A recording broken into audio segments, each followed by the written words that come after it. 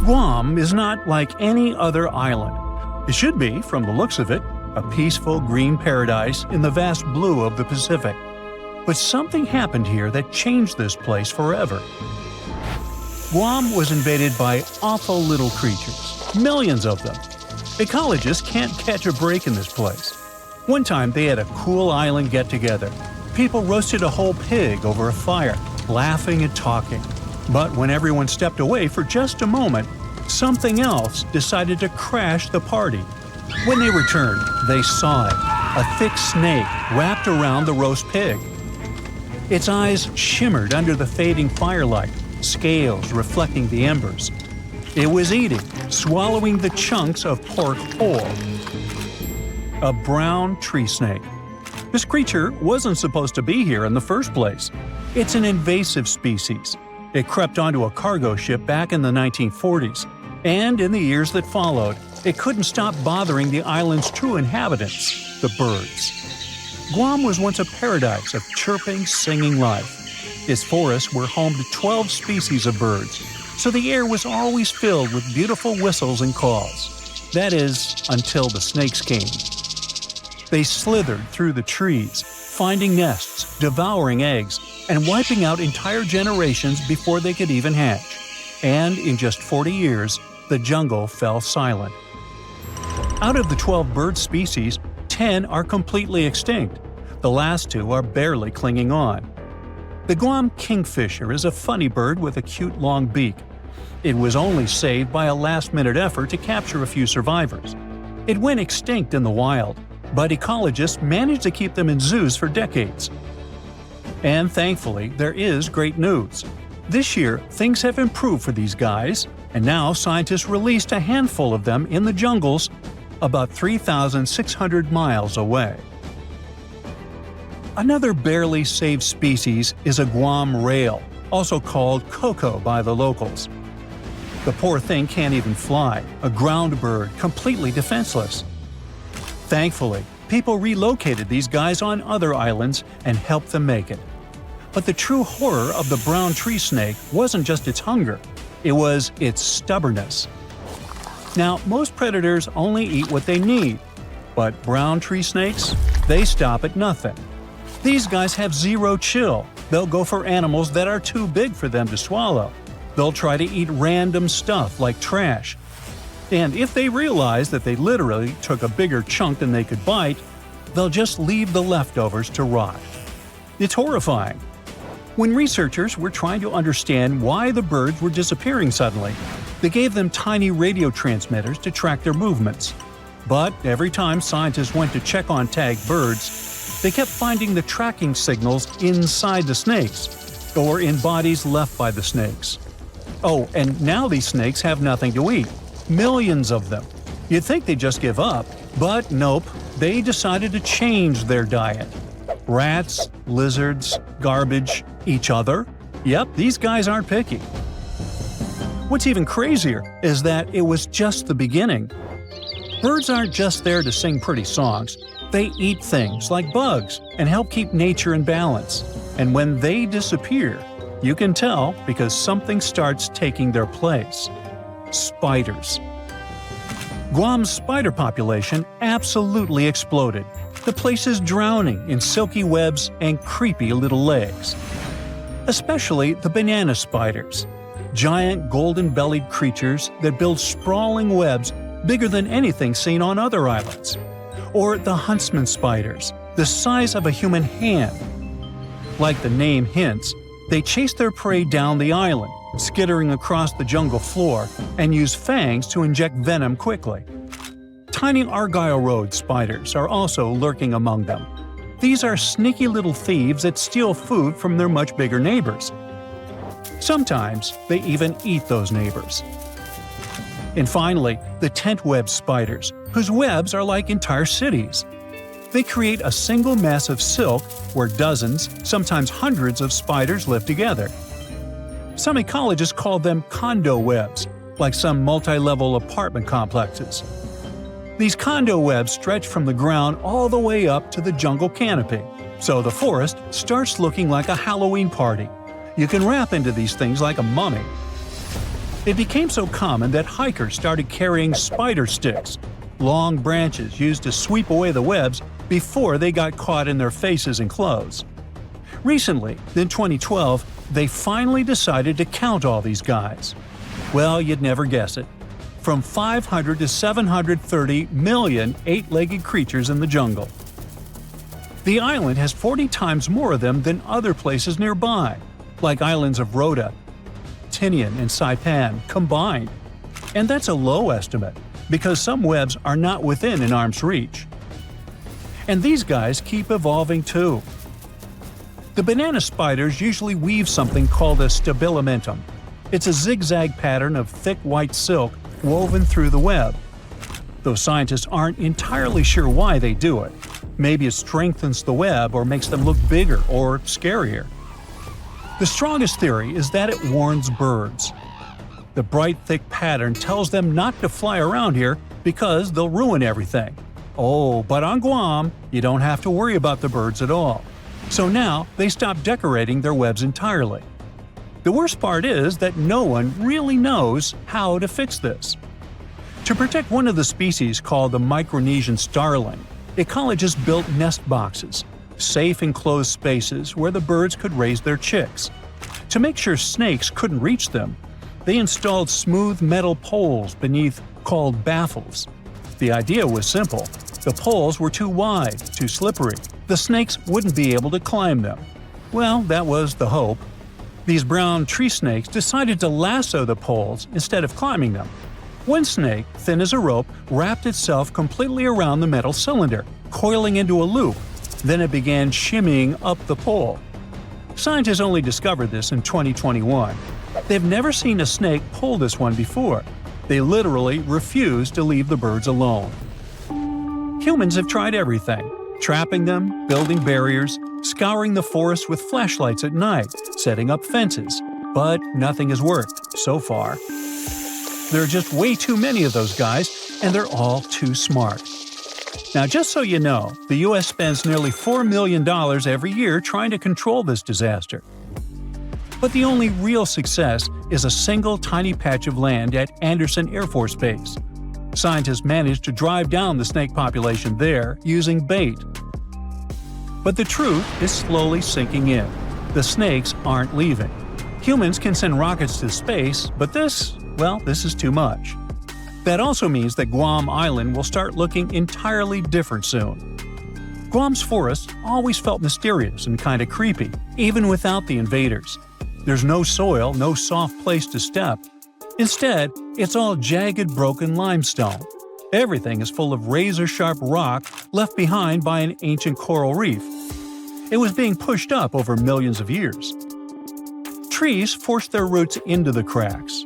Everything is packed with twisting and curling plants. Breadfruit trees, prehistoric-looking cycads, spiky pandanus trees. And just as a cherry on top, a typhoon comes ripping through every few years, tearing it all apart. Luckily, plants usually grow back fiercely. Now, walking there is insane. It feels like walking in the sea, though instead of balancing on waves, you're trying not to trip and gash your shins open on the sharp rocks beneath you. You have to think through every step. But now, things are going to get so much worse. 70% of Guam's trees relied on birds to carry their seeds, spreading them far and wide.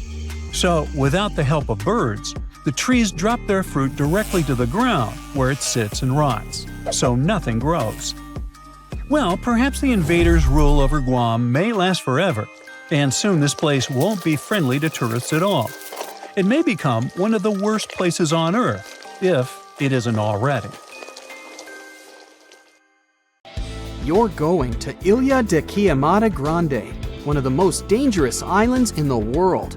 There, you find yourself among rainforests, huge rocks, and grasslands. The place is home to birds, locusts, and giant cockroaches.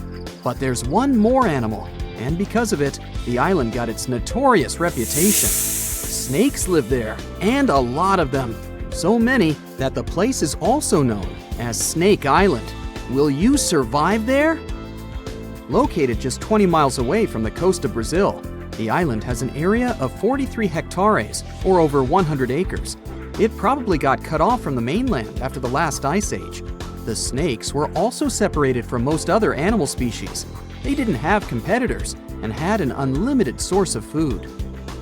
In such a small area, there are up to 4,000 snakes. That's one snake for every 10 square feet. It would be a difficult feat not to come across a snake on this island. Not only is this snake, the golden lancehead, one of the most numerous on the island, but it's also a highly venomous pit viper species. And it's also one of the most venomous in all of Latin America.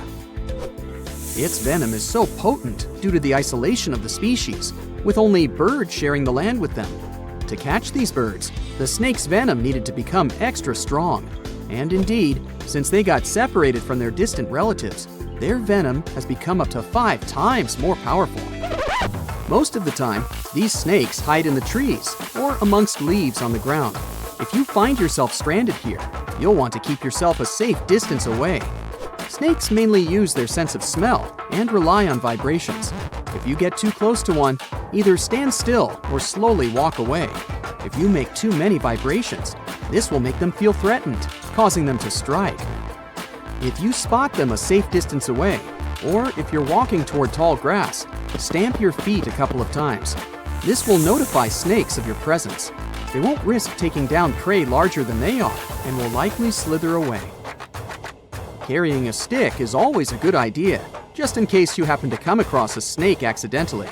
This way, you'll have an extension of your arm that cannot be bitten. This simple thing might save your life. A stick with a V shape on the end will give you even more advantage. Even if a snake starts acting aggressively, holding it down will stop it in its tracks. But whatever happens, don't try to pick it up. Okay, but what if you get bitten? The chances are pretty high on this island, of course. First of all, don't try to get the venom out on your own. Make sure you call emergency services immediately. And once help is on the way, apply a wide bandage. A piece of clothing will do if you don't have anything else. Don't try to chase the snake trying to identify the species. Emergency services know how to figure out what venom it is. Now, just keep calm and wait for help. You might be wondering who you can call on this abandoned island.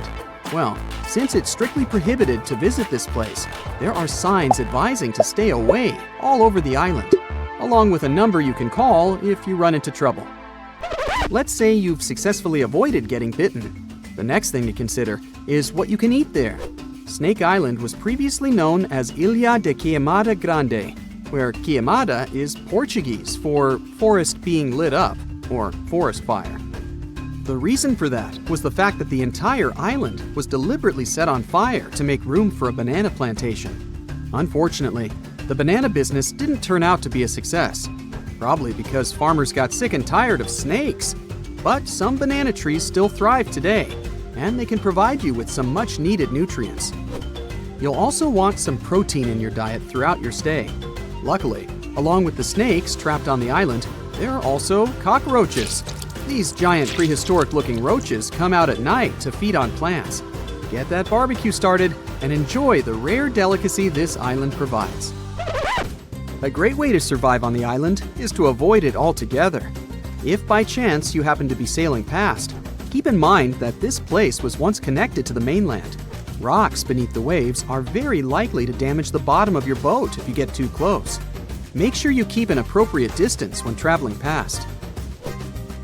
Sure, this island is intriguing, but please remember that no matter how close you get to it, you won't be able to see snakes from the boat. You can only see these creatures if you get close enough, which you really shouldn't do. And it's not only reptiles that make this location dangerous. Pirates visit the island quite often. Not the sea shanty singing peg-legged arr pirates, but bio-pirates who come there to capture the very thing that makes it so dangerous. They come there for snakes, to catch them and sell them illegally. Since the island got cut off around 11,000 years ago, the golden lancehead has evolved within its own unique habitat. So, although there are many reptiles on this island, they're still an endangered species. Due to their limited numbers, their value is very high, reaching up to $30,000 on illegal markets, which gives bio-pirates the motivation to catch them. I can think of better ways to make a living. Anyway, let's say you've got all the resources necessary to survive in one of the most dangerous places on Earth. Do you think you would manage this feat? Perhaps you think it's impossible. You'd be surprised at how possible it can be, if you know what you're doing. It turns out many have visited this scary place before. Research teams often come there. They study the golden lancehead snake, its environment, and its food sources for conservation purposes. But scientists always make sure there's a doctor on the team. There's also a lighthouse on Snake Island. It had been operated by people until the 1920s. Then it became automated. One guess why. Brazilian authorities visit the lighthouse once a year to make sure it's still functional. Locals on the mainland know the reputation of the island, so the stories of people going missing are minimal. But one group of fishers once got too close to the island. As they were sailing along their normal route, they accidentally neared the shore. Their boat hit a rock under the waves and began filling with water. As the boat was quickly sinking, the men had only two options: to try to survive in the rough sea or swim to the shores of Snake Island. It was a hard choice to make. After all, they had heard the stories, and it wasn't just about snakes. Rumor had it that the island was cursed. Regardless of the stories, the fishers chose to take their chances with Snake Island. After making it to the shore, they tried to be careful. Their knowledge of the island could help them survive. Most importantly, they knew to avoid the rainforest at all costs. As the men got hungry, they carefully walked along the edge of the forest, warily collecting bananas.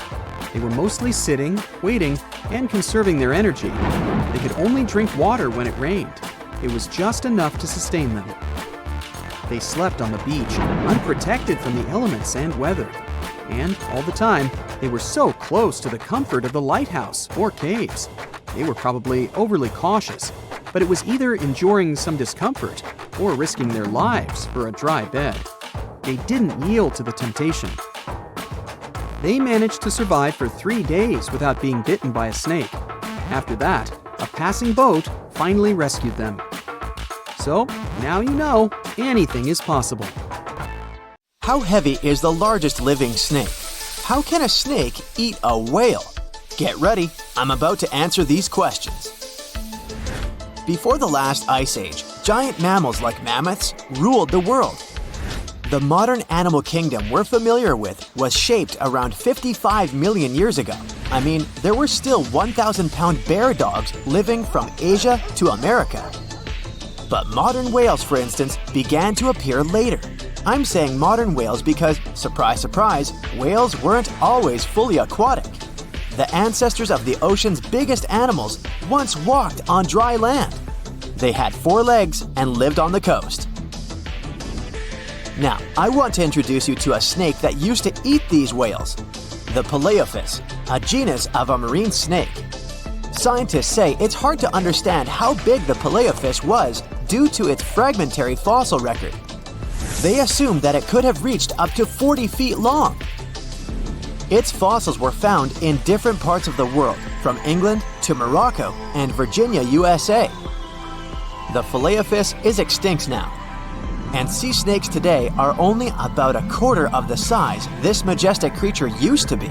So no need to worry about this underwater monster. But there once was an even bigger snake, the Titan boa. It was around 50 feet long and most likely weighed over a ton. It used to live in what is now known as northeastern Colombia, around 60 to 58 million years ago. Scientists say that it mostly fed on fish. Another giant animal that lived in the past was the black Gigantopithecus. These primates aren't related to gorillas. They lived in the area of modern China. Some people believe that they're still alive, but so far, no one has laid eyes on them.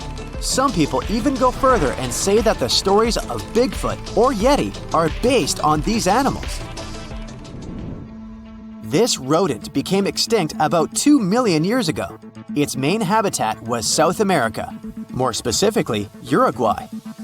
What's astonishing about this species is that it was the largest rodent ever known. It was bigger than a bull.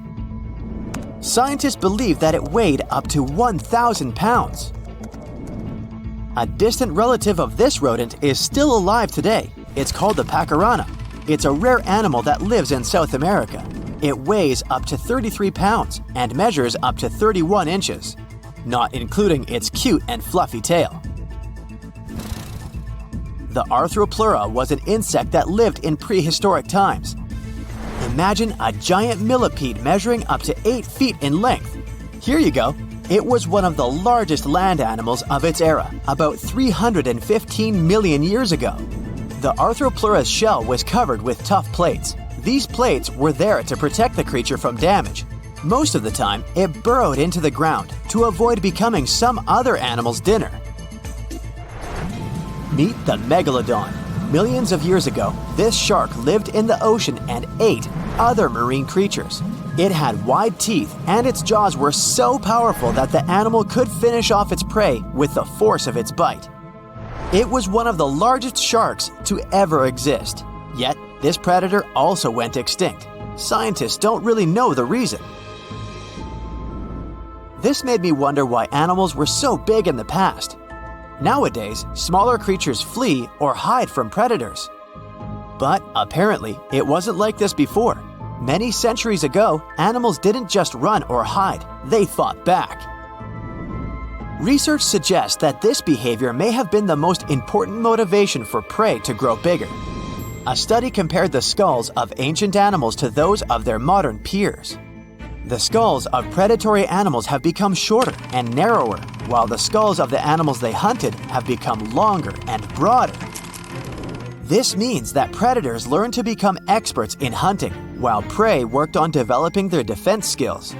You see, a larger body size was a great advantage because it made it harder for predators to take down the animals they hunted. The bottom line, self-defense made prehistoric animals larger. The second reason why ancient animals were larger is related to their bones. They had hollow bones, which are lighter than solid bones. This type of bone allowed large animals to move quickly. Let's take sauropods. They were a dinosaur subgroup. Sauropods had giraffe-like long necks and snake-like long tails. Compared to their body size, their head was really tiny. But since their bones were quite light, they could move around without having to carry additional weight. The eating habits of these animals were also related to their body size. When experts examined the fossils of one extinct mammal species, they found out that these animals had a diet that was high in nutrients and low in fiber. And this mammal was the largest land animal of its period. In other words, following this diet, mammals could grow to be very large. There was plenty of food out there, so they didn't have to worry about finding it. Fun fact, these animals also took chewing out of the picture. They could swallow their food in large pieces instead of taking small bites.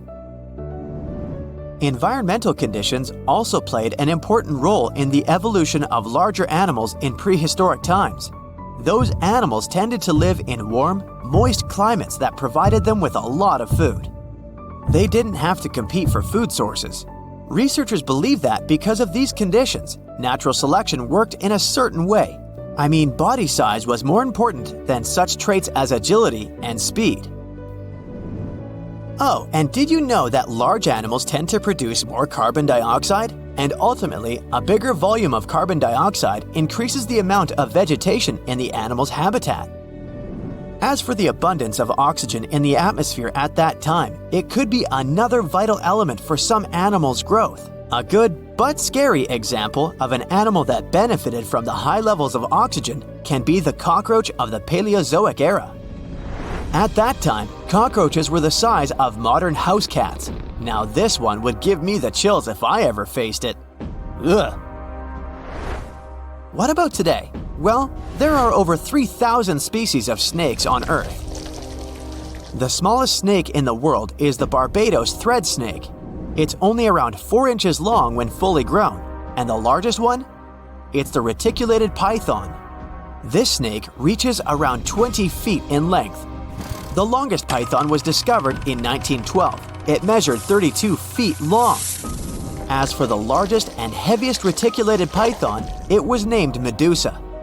Medusa was approximately 25 feet long and weighed 350 pounds. These reptiles lived in Southeast Asia in rainforests, woodlands, and grasslands. Don't be confused though, the reticulated python isn't the heaviest snake in the world. This title belongs to the green anaconda.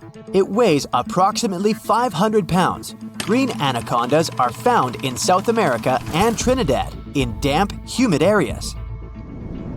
I have a bonus for you. Here is a flying snake. You can find these snakes in Southeast Asia.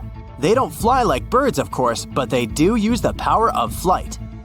They can go as high as 300 feet. They leap from tree branches into the air. Once they take off, it's all about aerodynamics. Their main technique is flaring their ribs and pulling in their abdomens. While airborne, they undulate from one side to another and slightly up and down. This motion helps snakes to turn and glide.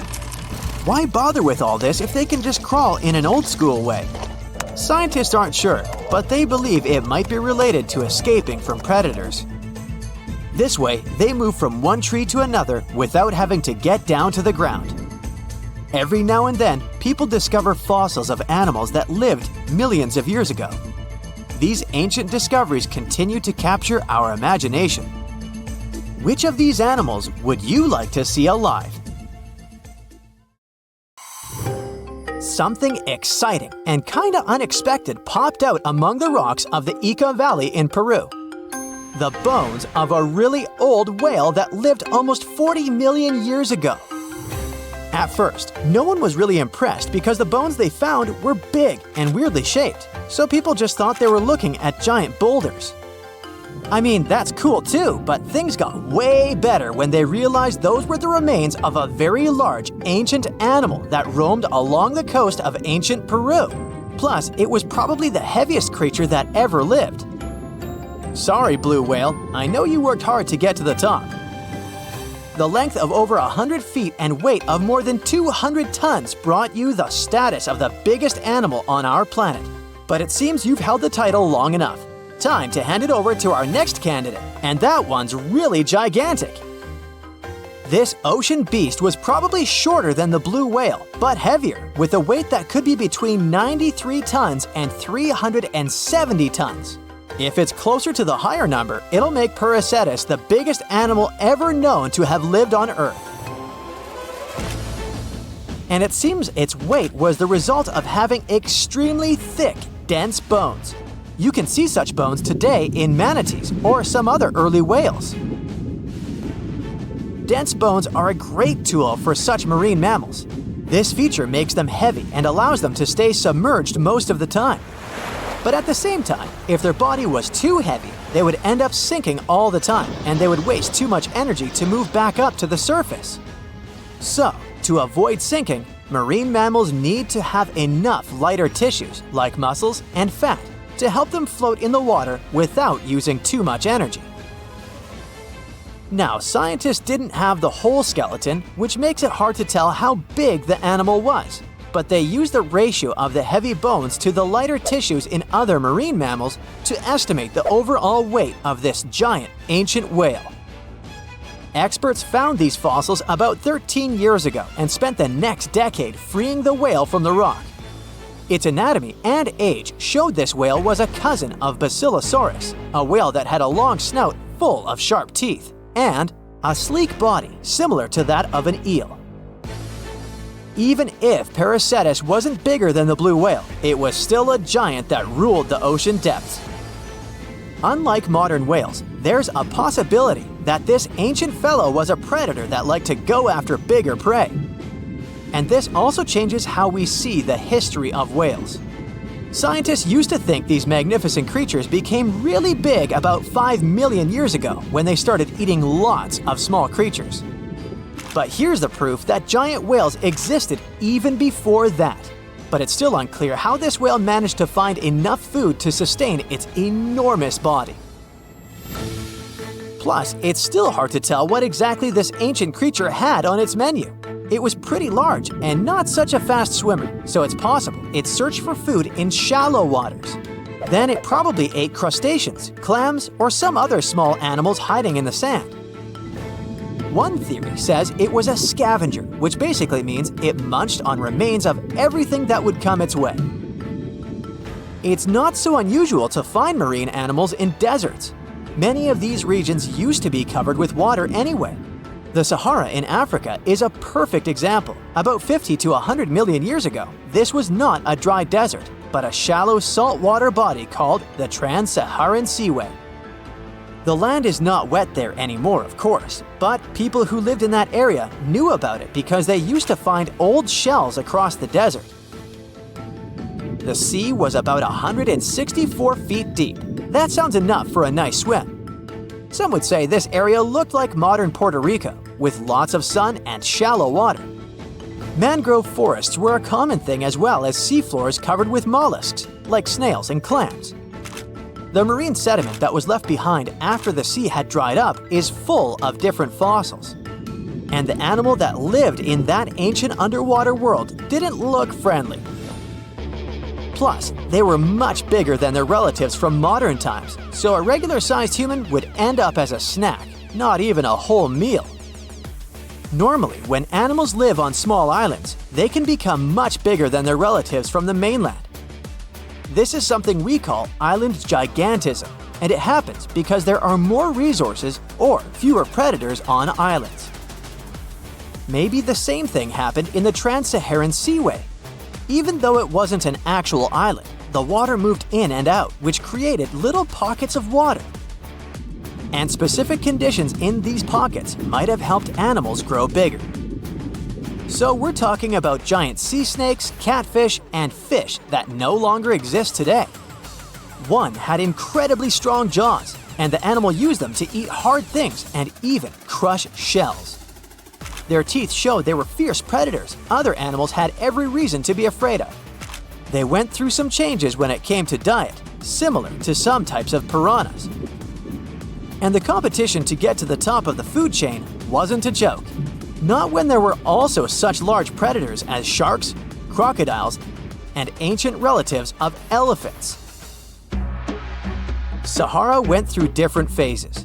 If you could use a time machine and take a peek at Earth's largest hot desert as it was about 6,000 years ago, you wouldn't have to struggle with sand and heat. You'd have a nice walk through a green and pretty lush place. In the past, people who lived in that area didn't leave drawings on cave walls that showed camels, sand dunes, and scorpions.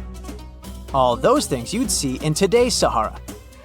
Instead, they drew crocodiles. That's additional evidence that the Sahara used to have a lot of water and plants enough to support these big yet scary animals. Around 3 billion years ago, Earth might have been mostly covered with water. Today, it's about 71% of its surface, but it seems that our planet used to be a giant ocean world with no continents at all, just some scattered islands. Scientists studied special rocks in Western Australia that formed in a place deep under the ocean called a hydrothermal vent system. To explain this better, it's important to mention two common oxygen types, O16 and O18.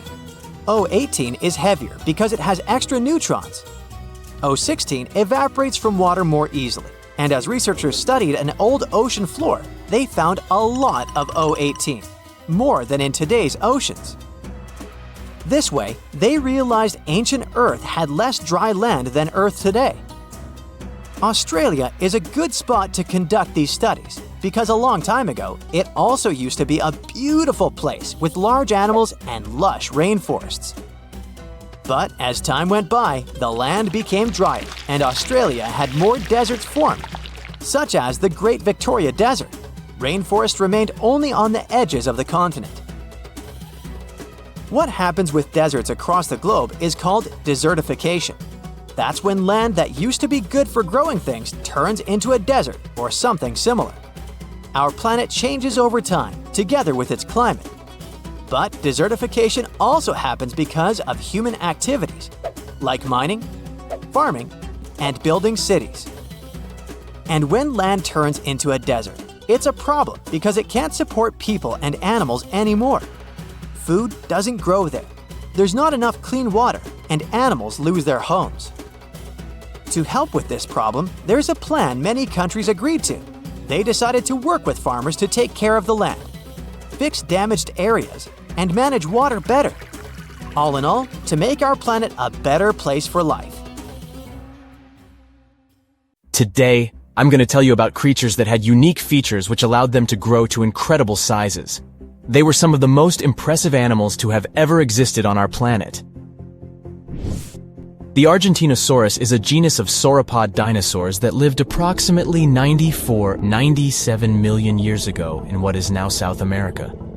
Scientists think it was one of the largest land animals ever, with a length of up to 100 feet and a weight of up to 100 tons. A farmer stumbled upon a giant leg bone while tending his cattle. That's how he discovered the first fossils of the Argentinosaurus in Argentina in 1987. Further excavations uncovered more bones, revealing a massive dinosaur that would have dwarfed most other animals of its time. The Spinosaurus, meaning spine lizard, is a genus of theropod dinosaur that lived around 97 million years ago in what is now North Africa. It is believed to be one of the largest carnivorous dinosaurs to ever exist, with a length of up to 60 feet and a weight of up to 23 tons. The Spinosaurus is known for its distinctive elongated sail-like structure on its back. It was likely used for thermoregulation. It also had long crocodile-like jaws that were lined with sharp teeth. This allowed the creature to catch and eat large prey, such as fish, crocodiles, and other dinosaurs. The first fossils of the Spinosaurus were discovered in Egypt in 1912. The sperm whale, Physeter macrocephalus, is a species of toothed whale that is the largest toothed predator on Earth. It also has the largest brain of any animal species. It is found in oceans all over the world and can dive to depths of up to 7,000 feet in search of food. You can easily recognize sperm whales by their massive, block-shaped heads, which can measure up to 1/3 of their total body length. They have dark brown or grayish-blue skin and a distinctive wrinkled appearance. The Titanoboa is an extinct genus of a giant snake that lived approximately 58 million years ago. It is considered to be the largest known snake ever. It could grow up to 42 feet and weighed around 2,500 pounds. The first fossils of the Titanoboa were discovered in a coal mine in Colombia in 2004. This discovery meant a lot because it provided insights into the size and behavior of snakes during the Paleocene era, as well as the overall climate and ecosystem of the time. The blue whale, Balænoptera musculus, is the largest animal on Earth, measuring up to 100 feet in length and weighing as much as 200 tons. These marine mammals are found in oceans all over the world and can live up to 90 years. Blue whales have a long, streamlined body that is usually blue-gray in color with mottled patterns. They have a small dorsal fin and 2 pectoral fins that are about 1/3 the length of their body. Blue whales feed on tiny shrimp-like creatures called krill, and they eat a lot. A single adult blue whale can eat up to 8,000 pounds of krill in a day. The Leadsichthus is an extinct genus of large, bony fish that lived during the Jurassic period, approximately 155 million years ago. It is believed to be one of the largest fish that have ever lived. Some estimates suggest that it could grow up to 55 feet in length. The first fossils of Leadsichthus were discovered in England in the 19th century, and more recent discoveries have been made in other parts of Europe, South America, and Africa. Despite its enormous size, the Leadsichthus was a filter feeder, similar to modern-day whale sharks, and likely fed on plankton and other small organisms. The creature did it by simply swimming with its enormous mouth open, filtering water through its gills. The pterodostro is an extinct species of flamingo-like birds that lived approximately 35 million years ago. They were relatively small birds with a wingspan of about 2-3 feet. And they were known for their distinctive long, narrow beaks equipped with comb-like structures used for filter feeding. The pterodostro lived in shallow bodies of water, like lakes and lagoons, and mostly fed on small crustaceans and other tiny organisms. The animal filtered them from the water using the comb-like structures on the inside of its beak while swimming through the water. The African elephant is the largest land animal on Earth and one of the most recognizable ones. There are two species of the African elephant, the savanna elephant, Loxodonta africana, and the forest elephant, Loxodonta cyclotis. You can see them in various parts of sub-Saharan Africa. These creatures can be identified by their large size, gray skin, and long trunks. African elephants can grow up to 13 feet tall and weigh up to 14,000 pounds, depending on the species and gender. A super small robot can create its own clones. This robot is so small that if you line up 1,000 copies of it, they would be as large as one single human hair. Wow. It sounds like something from sci-fi, but it's not. These tiny robots are real and could revolutionize medicine, or if things go wrong, turn the planet into a lifeless wasteland. These tiny robots are what we call nanobots, things just a little bit bigger than a single atom of gold. While common-sized robots are usually made from metal and electronic components, these nanobots are made of DNA, the same stuff that makes you, well, you. But instead of using DNA to build a human, scientists have figured out how to fold DNA into tiny shapes, like origami, and create microscopic machines. These machines can do some pretty amazing things, like repair damaged DNA or clean up toxic waste in the ocean. They're like the Swiss Army knives of the microscopic world. But here's the twist. If you put these robots in a place with extra DNA, they can use it to build copies of themselves. That's right, they can self-replicate. And if they get into your bloodstream, they could, theoretically, use your DNA as building blocks to create an army of clones. Pretty cool, but also very terrifying. Now let's say a researcher decides to test these nanobots in a lab. They drop one tiny bot into a bottle filled with DNA and other molecules it can use. The bot gets to work, rearranging the DNA to create a clone. That clone makes another clone, and suddenly, you've got a microscopic factory pumping out nanobots faster than you can say, uh-oh. It gets worse when you realize that these bots grow exponentially. 1 becomes 2, 2 becomes 4, 4 becomes 8, and, after just 10 hours, you'll have 68 billion nanobots in that bottle. Once they've used up all the DNA in the bottle, they'll start looking for more material to feed their cloning frenzy. This is where things start to go south. You see, these nanobots aren't picky eaters. They can break down not just DNA, but pretty much any organic molecule they can find. If this bot can eat anything, it means it can also eat normal carbon atoms. And the moment they all run out of the supplies inside the bottle, they'll start looking for new material outside of it. And, well, carbon is the one element that is common to all living things. This basically means that every animal and plant in the world is made of carbon. Carbon is also the second most abundant element in the human body. You get the memo, right? Carbon is the building block of life, so now every living thing has become food for these nanobots. Those bots are now a huge school of fish attacking a shark, and all they know is making clones. That's basically their whole life. So when the swarm of nanobots eventually escapes the lab, they'll start devouring everything in their path. Forests? Gone. Crops? Gone. Wildlife? Also gone. The nanobots will break down all organic matter into smaller pieces and transform them into new nanobots. Even bacteria and viruses will get eaten, which might sound great until you realize that ecosystems rely on these tiny organisms to function. Without them, the food chain collapses. Bees starve because there are no plants to pollinate. With no bees, the remaining plants can't reproduce, especially if we consider that 85% of plants with flowers need animals like bees to survive. With no plants, herbivores will be the next on the extinction list. When they're gone, carnivores will perish too, because there are no herbivores to hunt. And humans? Well, we're not exactly at the top of the food chain anymore. In less than 2 days, there will be so many nanobots that they will be heavier than Earth. When all the organic matter, this means plants, animals, and obviously us, is gone, these robots will turn to the next best thing, inorganic materials, like soil, rocks, and water. Of course, if we're talking about inorganic things, we must include buildings, roads, and other human-made structures too. In only a few days, Earth's surface will begin to disintegrate. While eating everything in their way, these nanobots will release waste products. Yes, it's robot poop except their poo is actually a ridiculous amount of heat that could increase the average temperature of our planet and destroy the ozone layer. If the nanobots are fast enough, humans won't be able to stop them in time. Without food, water, or shelter, civilizations will collapse. If people in some countries manage to survive, they will be living in a wasteland. Now, before you start building a bunker, let's take a deep breath.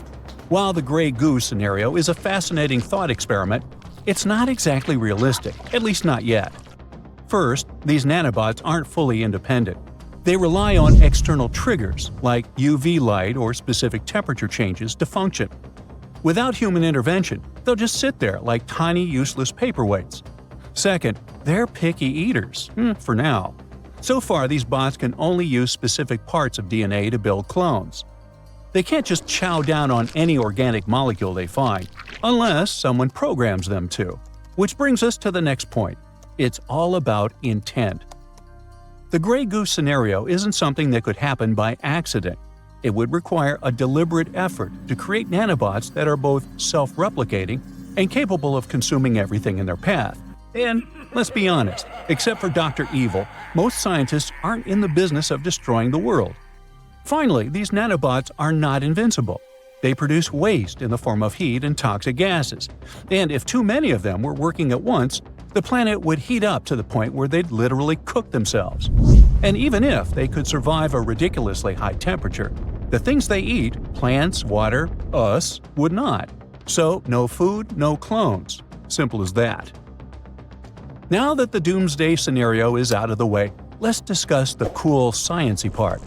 These tiny guys can help humans cure health conditions without surgery, clean up polluted oceans, or even produce insulin for people who have diabetes. These nanobots could revolutionize medicine, environmental science, and technology. They're like the ultimate multitaskers, if we use them responsibly. The gray goo scenario might sound far-fetched, but history is full of examples where well-intentioned ideas go horribly wrong. Take Australia, for instance. In 1935, the country imported cane toads from Hawaii to eat the beetles that had been destroying sugarcane crops. Fast forward to today, and there are over 200 million toads wreaking havoc on local ecosystems. The beetles? Well, they're still munching away, completely unfazed. So it's a classic case of good idea, bad execution. Technology also makes mistakes, like when we created bacteria that are resistant to antibiotics or malaria mosquitoes that are resistant to DDT. The same principle applies to nanobots. If we're not careful, we might create a problem far worse than the one we're trying to solve. That's why scientists are working on fail-safes, like UV lights or certain temperatures. They also use rare materials, such as diamond or titanium, to build nanobots, so they won't have much material to use if they wanted to start a clone war. Authorities are also keeping a close eye on who's developing this tech and why. After all, the whole gray goo scenario depends on just one ill-intentioned person with a lot of knowledge at hand. Of course, it is a cautionary tale, not a prediction. It reminds us to think carefully about the technology we create and the potential consequences of our actions. Nanobots could save lives, clean up the planet, and push the boundaries of science. Or they could turn the world into a lifeless pile of gray goo. The choice is ours. So, the next time you hear about a breakthrough in nanotechnology, remember, with great power comes great responsibility. And maybe keep an eye on those tiny robots, just in case. Once upon a time, in the deep blue sea, there was a giant monster called the Kraken. People believed it lived in the waters near Norway and Greenland. The first time anyone wrote about the Kraken was a long, long time ago. It was a man named Erik Pontoppidan from Denmark in a book called The Natural History of Norway. He wrote that the Kraken looked like a huge octopus or cuttlefish, and it could pull ships down to the bottom of the ocean. Later on, people started to imagine the Kraken as a giant squid. Even today, the story of the Kraken is still very popular, and it can be found in books, movies, or games. The stories surrounding the Kraken might sound like nothing more than local folklore or myths, but in 2004, the first giant squid was photographed. This amazing discovery was made by a team of Japanese scientists who had been working for years to capture a live giant squid on camera. They used a baited line with a camera attached to it to lure the giant squid to the surface. They also used a special lure that mimicked the light patterns of a small creature to attract the giant squid. After several days of waiting, the team finally got lucky. The image showed the giant creature's long tentacles and large eyes, as well as its distinctive body shape. It didn't stop there, though. In 2012, another team of scientists, this time from National Geographic, filmed a live giant squid for the first time in its natural habitat. This footage gave the world a much better understanding of the giant squid and its behavior. You've surely heard about this next myth too. It was said to be the most beautiful and wealthy city to ever exist. Its entrance was decorated with marble statues. The architecture of this city was sturdy and imposing. The depictions of Greek deities, beautifully painted, could be seen almost everywhere. The city has been the subject of debate for historians and fiction writers alike. We still have very little information on the location of the ancient city of Atlantis. That is, if it even existed. Since it was supposedly swallowed by the sea in its entirety, it's no wonder some curious minds linked it to other mysterious locations on Earth, even to the Bermuda Triangle. But let's not get ahead of ourselves. It's not yet confirmed that Atlantis truly existed. The idea of an island sinking into the sea due to an unknown disaster is a widespread idea in mythology and popular culture. However, it is possible that the story of Atlantis was inspired by actual events, such as the sinking of islands like Echolocation. On this island, located in the Gulf of Corinth, there was a thriving ancient Greek city. It was known for its prosperity and wealth, and it was also an important spiritual headquarters for the Greeks. The city was home to a building dedicated to the immortal Poseidon, and it was believed that he protected the city himself. However, one fateful night in 373 BCE, a massive earthquake struck the region. The ground shook violently, and the city was swallowed up by the sea in a matter of minutes. The residents of Echolocation, unable to escape the disaster, all disappeared under the waves.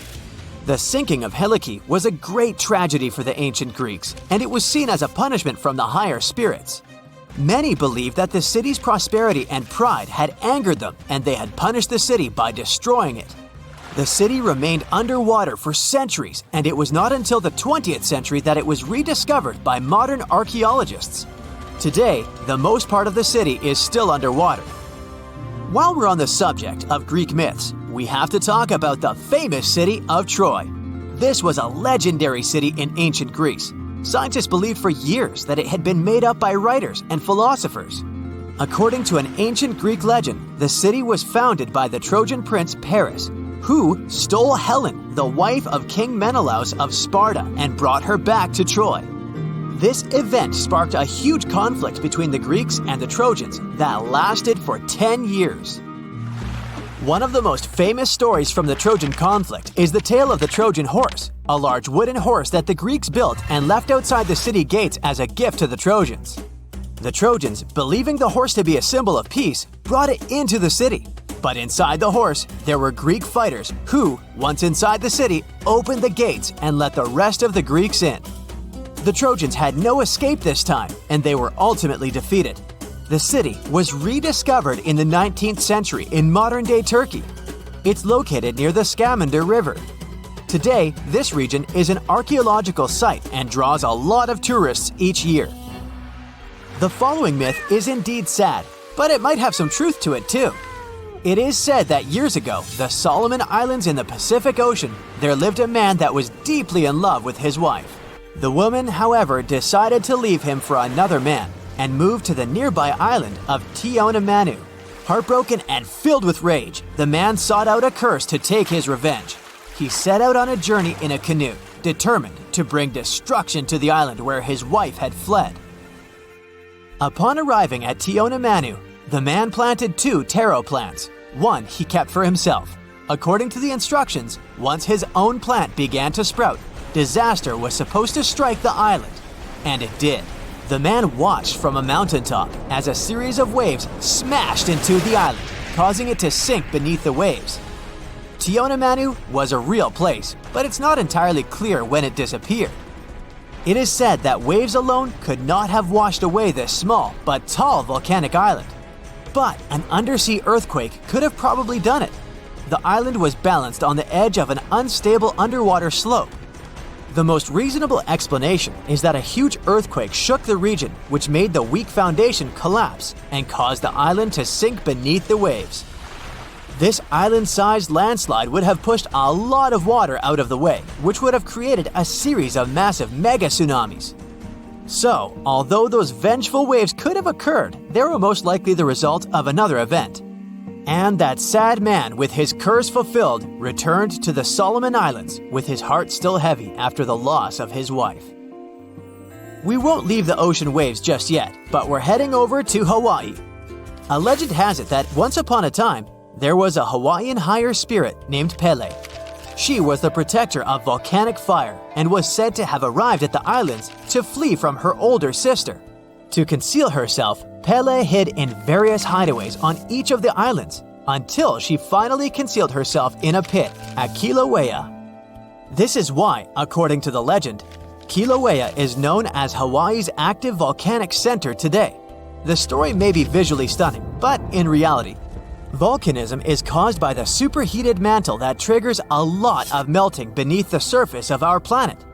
People also say that Pele's tears and hair can be found scattered around the volcano. However, reality has more to do with physics than with folklore.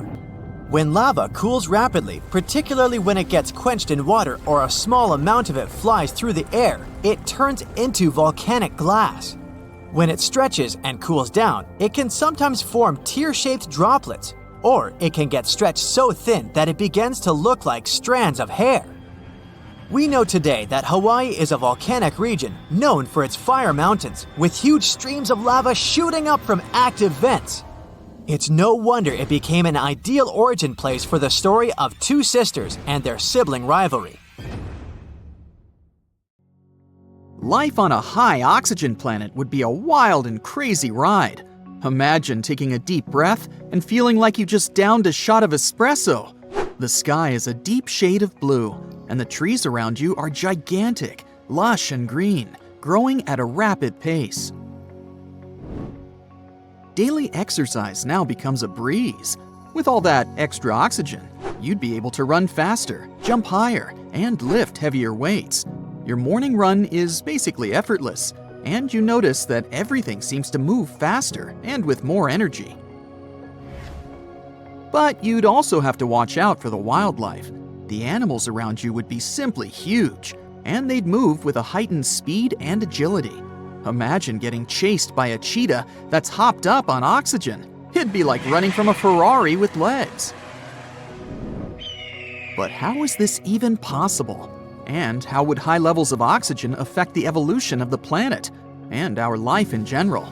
To answer this question, you need to understand how oxygen works. Oxygen is like the fuel that powers the engines of life. It's a gas that's all around us, making up about 21% of the air we breathe. And don't let that small percentage fool you. Every time you take a breath, these little molecules get top priority access to your body's cells and help them produce energy. Without oxygen, your cells wouldn't have the energy they need to function properly, and your body would start to shut down. Oxygen is also incredibly versatile. It's used by a wide range of organisms, from tiny bacteria to massive elephants. It's even in the ocean. Marine organisms like plankton and algae produce a ton of oxygen, keeping the underwater world thriving. And not only is it a crucial component of life on Earth, it's also a fountain of youth. Oxygen keeps our skin glowing and our minds sharp. So don't forget to walk in the fresh air more often. But that's just the beginning. Oxygen is quite a multitasker, doing a bunch of different jobs at once. For starters, it's like the janitor of the atmosphere, cleaning up all the nasty pollutants and keeping the air fresh and clean. It's also the bodyguard of our atmosphere, protecting us from harmful UV rays and other dangerous cosmic stuff, Without it, we'd be like sitting ducks in the face of space radiation. And let's not forget about the impact of oxygen on the weather. It's like the puppet master, pulling the strings of the atmosphere and creating all sorts of wacky weather patterns. Tornadoes, hurricanes, thunderstorms, they're all just a product of oxygen doing its thing.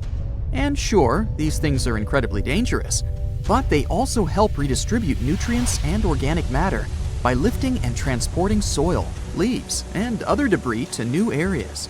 So they low-key help fertilize soil and provide nutrients for plants and other organisms.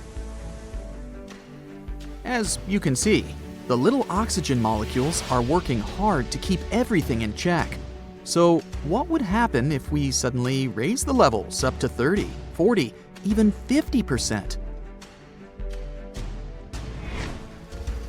Actually, too much oxygen can become very dangerous for us. There's such a thing called oxygen toxicity. It can lead to a range of pretty bad symptoms and even the worst of outcomes. It's like eating too much candy. It might taste good at first, but you'll regret it later. It may sound surprising, but if you get too much oxygen, you'll be out of breath. You might feel great at first, but pretty soon you'll start feeling dizzy, like you've been dancing for hours without taking a break. Also, high oxygen levels can be downright toxic to your body. It can leave you feeling like you got hit by a truck. In fact, something similar happened on Earth many years ago. For example, this kind of environment existed during the Carboniferous period, when plants first began to take root on land. At that time, oxygen made up 20% of the atmosphere, about the same as today. It continued to rise over the next 50 million years, reaching levels as high as 35%. It had some pretty profound effects on the planet. Around 300 million years ago, massive forests sprang up on land and huge swamps dominated low-lying areas. But as these giant plants decayed, something strange happened. The level of carbon dioxide in the atmosphere suddenly dropped. Normally, when something decays, microbes break it down and create carbon dioxide. This gas helps us to trap the sun's heat and makes the planet warmer. But when these giant plants were buried under the deep swamps, microbes couldn't do their magic. All this made our planet much cooler, in a temperature sense. Who knew that something as simple as a breath of fresh air could have such a big impact? But this period of life on Earth helped us understand what our planet would look like if the oxygen level on it was much higher. And here's what we learned. We've already talked about the initial boost of energy and the exhaustion that follows, so we might need to wear special masks or equipment to help us breathe comfortably. Such an environment could also help you heal faster. It's like having a team of tiny doctors inside your body. But the downside is that it could also make you more susceptible to certain diseases and illnesses. So we're maintaining a balance then, I guess. And with all that oxygen, we'd have some pretty spectacular sunsets and sunrises to enjoy.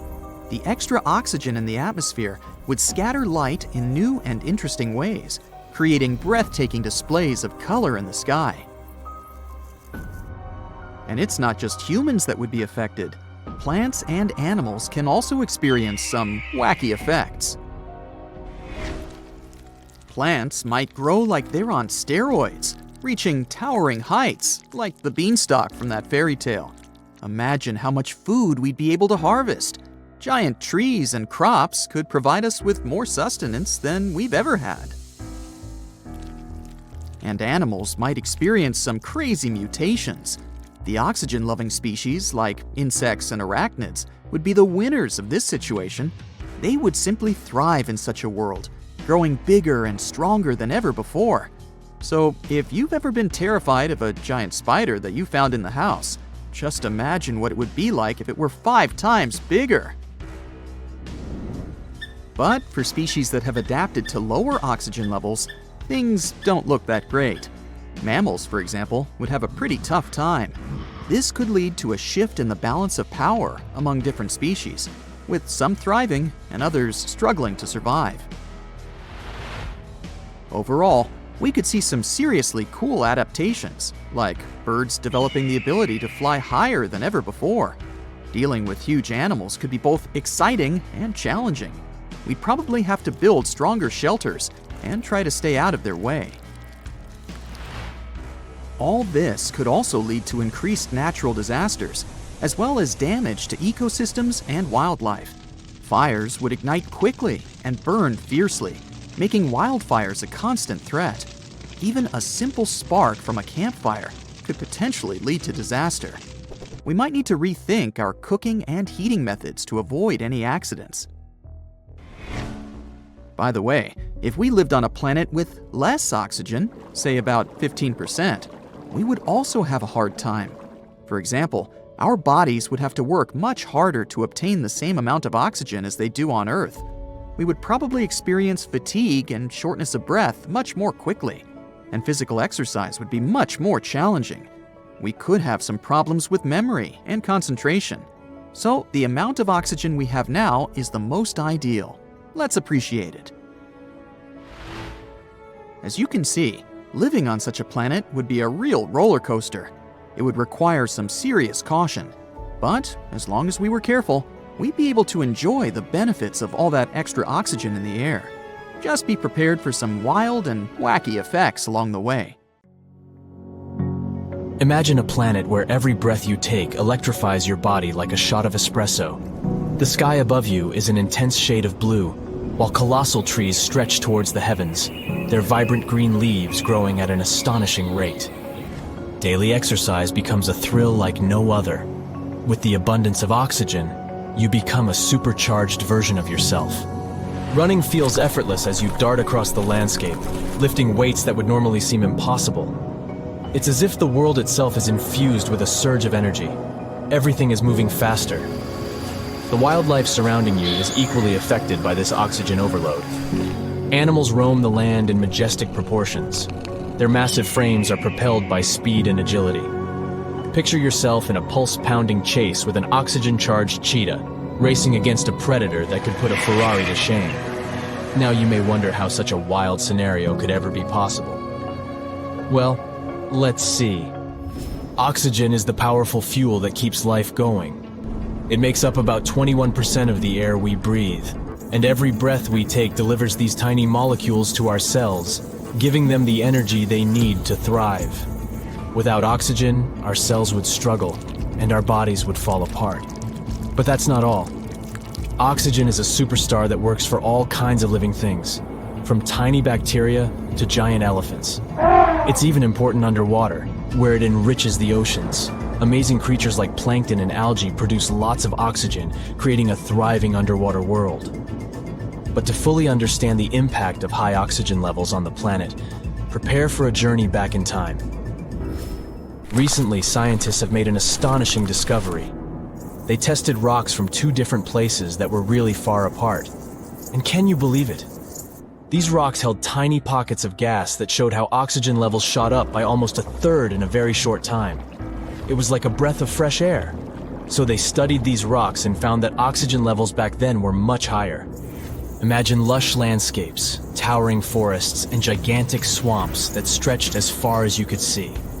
During the Carboniferous period, oxygen ruled the atmosphere at an impressive 20%, just like today.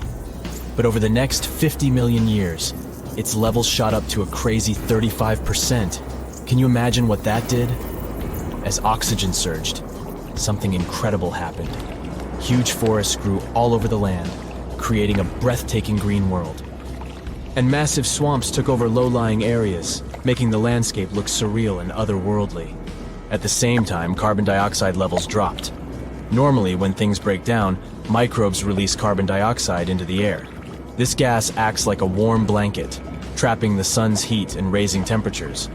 But in the mysterious swamps where these giant plants were buried, the microbes couldn't do their job. The result? The planet got really cold. Who would have thought that a breath of fresh air could have such power? The scientists are still trying to figure out why this happened. But one thing is certain, it wasn't just happening in one place. It was a worldwide phenomenon. It was like the planet was playing a funny game with the climate. But let's go even earlier. We see the first North American dinosaurs making their grand entrance. High oxygen levels are what gave a big boost to the rise of mighty dinosaurs in North America and beyond. Picture tropics filled with the magnificent giant creatures. Obviously, dinosaurs didn't just appear out of nowhere.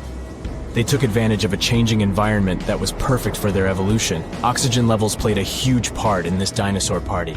As oxygen levels rose, so did the size of these incredible creatures. They started small with predators like Chindosaurus, and soon after, huge dinosaurs like sauropods took over the land. Then, 65 million years ago, dinosaurs disappeared and mammals took over. And here's the interesting part. Mammals never grew as big as dinosaurs. So what's the explanation for this? Mammals, and humans are mammals too, by the way, are special because we can regulate our body temperature. But that comes at a cost. We need a lot of energy to stay warm compared to reptiles and dinosaurs. Dinosaurs didn't bother with temperature control, so they could focus on growing big. The biggest dinosaurs were 10 times larger than the largest mammals. It's like a game of anything you can do, I can do 10 times bigger. Dinosaurs might have had similar limitations with their sizes, but those were much less strict. Before the dinosaurs' extinction, mammals were very small. Many mammal species disappeared along with the dinosaurs. But survivors took advantage of the open ecosystem and rapidly diversified into various body sizes. However, after 42 million years of growth, mammals reached a size plateau. This happened on all continents, most likely because of the temperature and land area. Colder environments allowed mammals to grow larger. Balancing body size and heat became challenging. Land area also played a role in sustaining big populations. But making animals bigger isn't the only thing high oxygen can do. This humble gas is a true jack of all trades. It also acts as our loyal bodyguard, protecting us from harmful UV rays and other dangers from space. Without oxygen, we would be defenseless against space threats. Oxygen also has a fascinating role in shaping the weather. It teams up with its other atmospheric buddies to make the sky go wild with tornadoes, hurricanes, and thunderstorms. They mix and mingle in the air, creating just the right conditions for these exciting weather adventures to happen. And these adventures can be dangerous, but they serve an important purpose. They help distribute nutrients and organic matter, carrying soil, leaves, and debris to new places. So what if we decided to mess with nature and crank up the oxygen levels to crazy heights, 30%, 40%, or even 50%? Well, too much of a good thing can become dangerous. Oxygen toxicity is when too much of this gas causes big problems. It's like eating loads of candy. It's fun at first, but soon enough you'll regret it. Surprisingly, an overdose of oxygen can leave you struggling for breath, like a tired dancer in desperate need of a break. At first you might feel a burst of energy, but it doesn't last. Dizziness sets in, as if you've been spinning on the dance floor for hours without stopping. In extreme cases, too much oxygen can even harm your body, making you feel like you've crashed into a huge truck. So while oxygen is always with us, giving us life, it's important to appreciate its delicate balance. Don't put on your special breathing gear. Also, we wouldn't be the only creatures to suffer from this oxygen extravaganza. Mammals, for example, will struggle to adapt to these extreme levels. The balance of power among species will change drastically, and winners and losers will fight for survival in a world that's spinning out of control. And we'll need stronger shelters to deal with these gigantic animals. We'll have to stay nimble and avoid danger. Amidst all the chaos, there will be astonishing adaptations. Birds will fly higher than ever before, reaching heights that would amaze even the clouds. Also, get ready for more natural disasters and delicate ecosystems hanging in the balance. Fires will start quickly and rage fiercely, making wildfires a constant threat. Even a small spark from a campfire could cause disaster. We'll need to rethink our cooking and heating methods to stay safe in this oxygen-filled world. But let's not forget the other side of the oxygen story. If we had a planet with low oxygen, only around 15%, we would face a completely different struggle. Every breath would be difficult, leaving us tired and struggling for air. Physical activity would become extremely hard, and our memory and focus would suffer. So let's be grateful for the oxygen levels we have now. They're the perfect balance for us to thrive. In this exhilarating journey through an oxygen-rich world, we've experienced breathtaking wonders and discovered the delicate balance of our planet. Let's cherish the magic in every breath, respect the interplay of oxygen and life, and embrace the thrill of this remarkable ride called life. So if you see a rainbow, that means you're in for some good luck. But if you see a deep sea fish, this means that something tragic is about to happen. Let's have a look at ancient lores and what they might mean IRL. In August 2020, people started out their day just like any other in California. It was sunny, so they decided to soak in the sun at the beach. They were snorkeling and kayaking when one of them spotted something out of the ordinary – a doomsday fish. The creature was 12 feet long. It's known as an oarfish, and only about 20 of them have washed up in California since 1901. Oarfishes live in obscure parts of the ocean, but why are they linked to doomsday? Japanese folklore says they are harbingers of disaster. These creatures were once thought to be sea serpents, and they are known as the messenger of the beautiful palace at the bottom of the ocean. The thing is, they only left the beautiful palace to warn humans about a disaster. That's why they're mainly known as bad omens. And when you see one, you can expect to see a tsunami or an earthquake right after. Even oceanographers confirm that this is a famous association. Now here's where it gets weird. The oarfish washed up near San Diego shores on the 10th of August. And then, on the 12th of August, a magnitude 4.4 earthquake hit Los Angeles. That's not the first time it happened. In 2011, in Japan, about 20 oarfishes were found stranded on the beaches and coastlines of Tohoku. Right after that, a magnitude 9 earthquake and tsunami hit the city. Something similar happened in the Philippines. On February 8, 2017, an oarfish was seen. 2 days later, a magnitude 6.7 earthquake struck the city and its nearby provinces. Sure, there is no way to prove both events are connected. The Seismological Society of America is adamant in saying that this is pure superstition. A recent study analyzed the coincidences and concluded that this association is statistically untrue. Can we say this happened literally out of the blue? Humans have historically noticed animals acting strange right before natural disasters. Earthquakes, floods, even tsunamis. It's like animals can sense something we can't. In fact, there's a lot of science to back it up. Studies show that animals can detect subtle environmental changes, like shifts in the Earth's electromagnetic field or infrasonic sounds, things humans wouldn't notice. This happens because most animals have a wider hearing range than humans and have extra sensitive senses that help them detect gases emitted from the Earth. This theory got famous after the tragic tsunami that destroyed several cities and villages in Indonesia back in 2004. Most man-made warning systems shut down and didn't serve their role of warning humans about the disaster. Sensors were out of action due to maintenance, while other coastal areas simply didn't have any tsunami warning systems. Terrible timing, I know. Still, minutes and hours before the 30-foot wave hit the city, some animals sensed the danger and fled. Eyewitnesses say that elephants ran for higher ground, while flamingos abandoned their low nesting areas and dogs refused to go outdoors. A local reported that he saw a herd of buffalo turning their ears toward the sea and then stampeded to the top of a hill. A lot of the people that survived the tsunami used animals as their warning systems. Now, this is not the first time humans have relied on animals to save their lives. The first official account of when it happened dates back to 373 BCE. I wasn't around then, but the Greek historian Euclides reports how the local population saw rats, weasels, and snakes running from the town before a massive earthquake hit. So what exactly is it that animals can sense that humans can't? To find that out, scientists put biologging tags on cows, sheep, and dogs living in Italy. For about half a year, they tracked the animals. During this time, official statistics recorded over 18,000 quakes in the region. The most shocking information was that animals began to change their behaviors up to 20 hours before an earthquake. Before an earthquake, something called positive holes happen.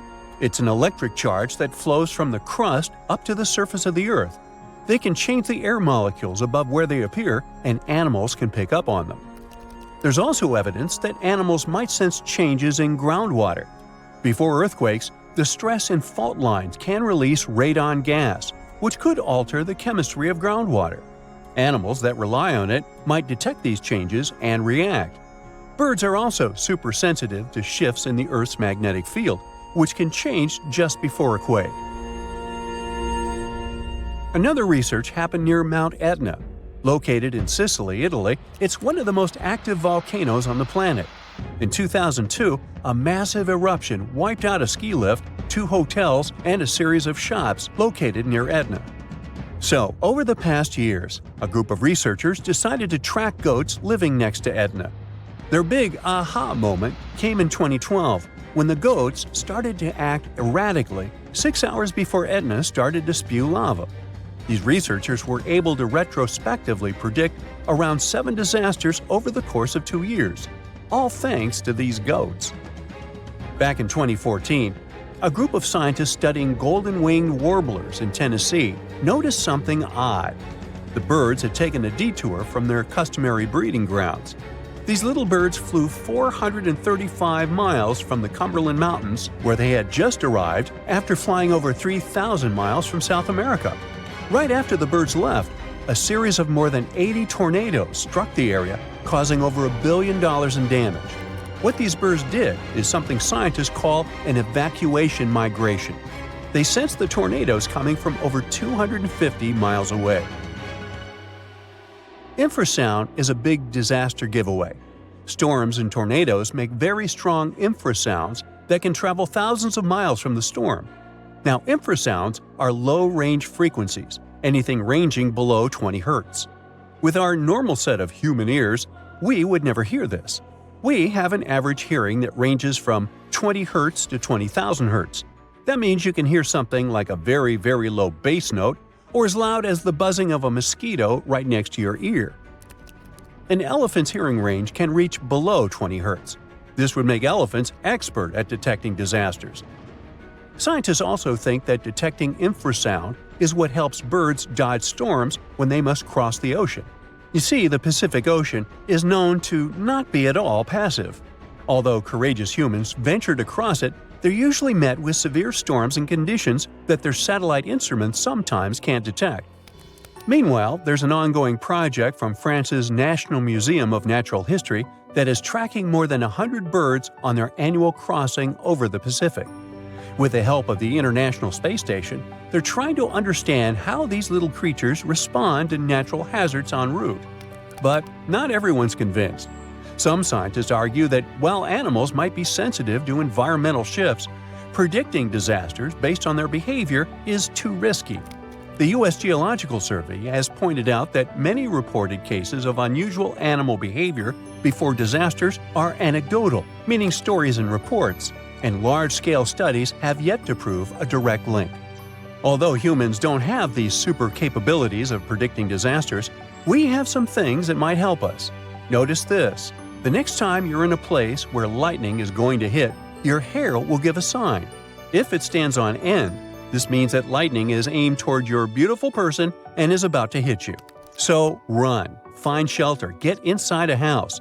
That's the best you can do in a situation like this. When we look at creatures in the animal kingdom, we often have the following thought. If they have similar traits, they must be related somehow. Zebras, horses, and camels must have some common ancestor. Same goes for dogs and jackals. Somewhere back in their lineage, they must have some common great-great-great-grand wolf, right? Well, the way evolution works in nature is way more complex. Take, for instance, convergent evolution, which is when different creatures evolve independently from each other but end up having similar traits. We only need to look at sharks and dolphins to see how this works. At first glance, they look very similar, aquatic creatures with some species having roughly the same size. But turns out they're mostly unrelated. Sharks are fish. They reproduce by laying eggs and evolved to have the ability to sniff out blood in the water to feed themselves. Dolphins, on the other hand, are mammals. They're friendly and have a way more interesting social life. Take bottlenose dolphins, which have their own special whistles that they use similar to how humans use their names. Not only do they develop this type of whistle to introduce themselves to other dolphins, but they can also learn such names so they can better communicate with each other. Sure, sharks and dolphins did have a common ancestor, but this one lived in the sea almost 300 million years ago. It's safe to say, dolphins and sharks aren't even cousins these days. Another more shocking example of convergent evolution is that of whales and bats. Most of the creatures we can name on the top of our heads use light and sight to understand the world around them. But there is a specific set of creatures that relies on sound to paint them a picture of their environment. What they do is they emit a sound which bounces back to them depending on the object it hits. This ability is called echolocation. Animals that have this feature emit sounds at frequencies above human hearing, called ultrasound. Those sound waves bounce off objects while they move around, allowing them to figure out where they are in a certain space. Echolocation is mostly used by toothed whales and by some species of bats. What's similar in both of these animals is that they need to hunt in the darkness. Despite this, they echolocate in very different ways. Bats, for instance, use their throats to generate ultrasound from their mouth or nose. Then, they proceed to listen for changes in the echoes. Their echolocation is so finely tuned that they can distinguish targets less than 0.01 inches apart, even if their target is moving. Whales, on the other hand, echolocate by pushing air through their nasal cavity. This movement creates vibrations in a special fatty organ called the melon. This organ focuses and modulates the sound, which then passes into the water around the whale. Whales then pick up the reflections of these sounds through their lower jaw and around the ears. Another striking example of evolutionary convergence is that of Ichthyosaurus and dolphins. Visually, the Mesozoic fish lizards named Ichthyosaurus seem very similar to modern dolphins. But the friendly mammals are much more related to giraffes and camels than the ancient creatures. Despite being 200 million years apart, they do share some common traits which mislead people into thinking they belong to the same species. But that's mostly because they lived in the same environment. They both evolved to feature dorsal fins, which keep them balanced while swimming. Now, let's look at Phytosaurus and crocodiles. The first ones were reptiles that roamed the Earth back in the Triassic period. They weren't dinosaurs, but they lived at the same time as the first dinosaurs did. Even though they look very similar, the first crocodiles popped up more than 70 million years later in the Cretaceous period. These two even fooled paleontologists at first. They initially assumed that phytosaurs were the ancestors of crocodiles. Placodonts and turtles look similar too. Placodonts, however, appeared about the same time as the dinosaurs did, somewhere around 235 million years ago. Like modern turtles, they lived in marine environments, but they were surrounded by predators. So, they evolved to have really strong shells to protect themselves. Turtles, however, made it to the scene around 100 million years later. Even modern cats have ancient lookalikes. They were called the Sparacidons, but they were carnivores and marsupials. They used to live in the South American area and resembled the saber-toothed tiger, which is now extinct. Speaking of saber-toothed tigers, how about one that's also related to the kangaroo? Yeah, this creature used to freely roam the Earth around 300 million years ago. The Thylacosmilus may have looked like a feline, but it was a marsupial, meaning it had a pouch of skin in which it carried its pups for a certain period after their birth, like kangaroos and opossums do today. It's difficult to estimate what they looked like since a full skeleton has never been found, but we do know they weighed between 180 to 260 pounds. When we picture a present-day elephant, we always imagine them with their tusks protruding upwards. Well, that's not how their ancestors did it. About 20 million years ago, there lived a prehistoric elephant-like creature named Deinotherium. It did, however, have both tusks curving down from their jaw. As with many other prehistoric creatures, we don't know why they had this feature the other way around. But one theory suggests they used them as anchors. By securing themselves to riverbanks, they were able to safely sleep without drifting off. The last thylacine passed away in the early 20th century. Their extinction was one of the most tragic natural events in modern times. For the last 2,000 years, they have been known to live only on the island of Tasmania. Despite the name, they looked more like foxes than felines. However, thylacines were marsupials rather than placental mammals like foxes. The two-lake wallaby was one of the most beautiful and majestic creatures ever to have lived. It used to be found in Australia and New Zealand. They were very similar to the kangaroos and featured fine fur with shifting bands of darker and lighter gray across their backs. Surprisingly, they were dubbed monkey face, but they had no connection whatsoever to modern monkeys, apart from both being mammals. What made them so special was the way they moved around. Their standard movement consisted of 2 short hops, followed by a long one. After that, the wallaby would simply stare into the sky. Don't be fooled though, the two-leg wallaby was extremely rapid. Females were generally taller than males, and they appear to have been quite sociable animals, at times being particularly fond of a certain location. They were also nocturnal. Hyracoodonts and horses share a lot of similar features, but hyracoodonts used to exist in the Eocene and Oligocene periods, and they went extinct around 23 million years ago. In their whole group, they featured very diverse species and came in many different sizes, from the small pony-like to the colossal Paraceratherium, which is one of the largest land-living mammals ever to exist. Modern horses, however, appeared around 2 million years ago. Let's do a little experiment together. Start by stretching your arms out. If you were to draw a line from your fingertips to your shoulder, it would measure around 28 inches. Now, try to picture an insect with a wingspan this big. Hold on a minute, you won't need a large can of bug spray, don't worry. They're extinct. But the gigantic Meganeuropsis did live around 250 to 300 million years ago. However, they most likely resembled the present-day dragonflies, despite not being technically related. Scientists figured out that they were not true dragonflies because of differences in the shape of their wing veins. Scientists still don't know why these bugs turned out so big. Some believe insects are limited in size because of the small quantity of oxygen they're able to take in. In the times when these insects roamed the Earth, the levels of oxygen in our atmosphere were much higher, so that might be one explanation.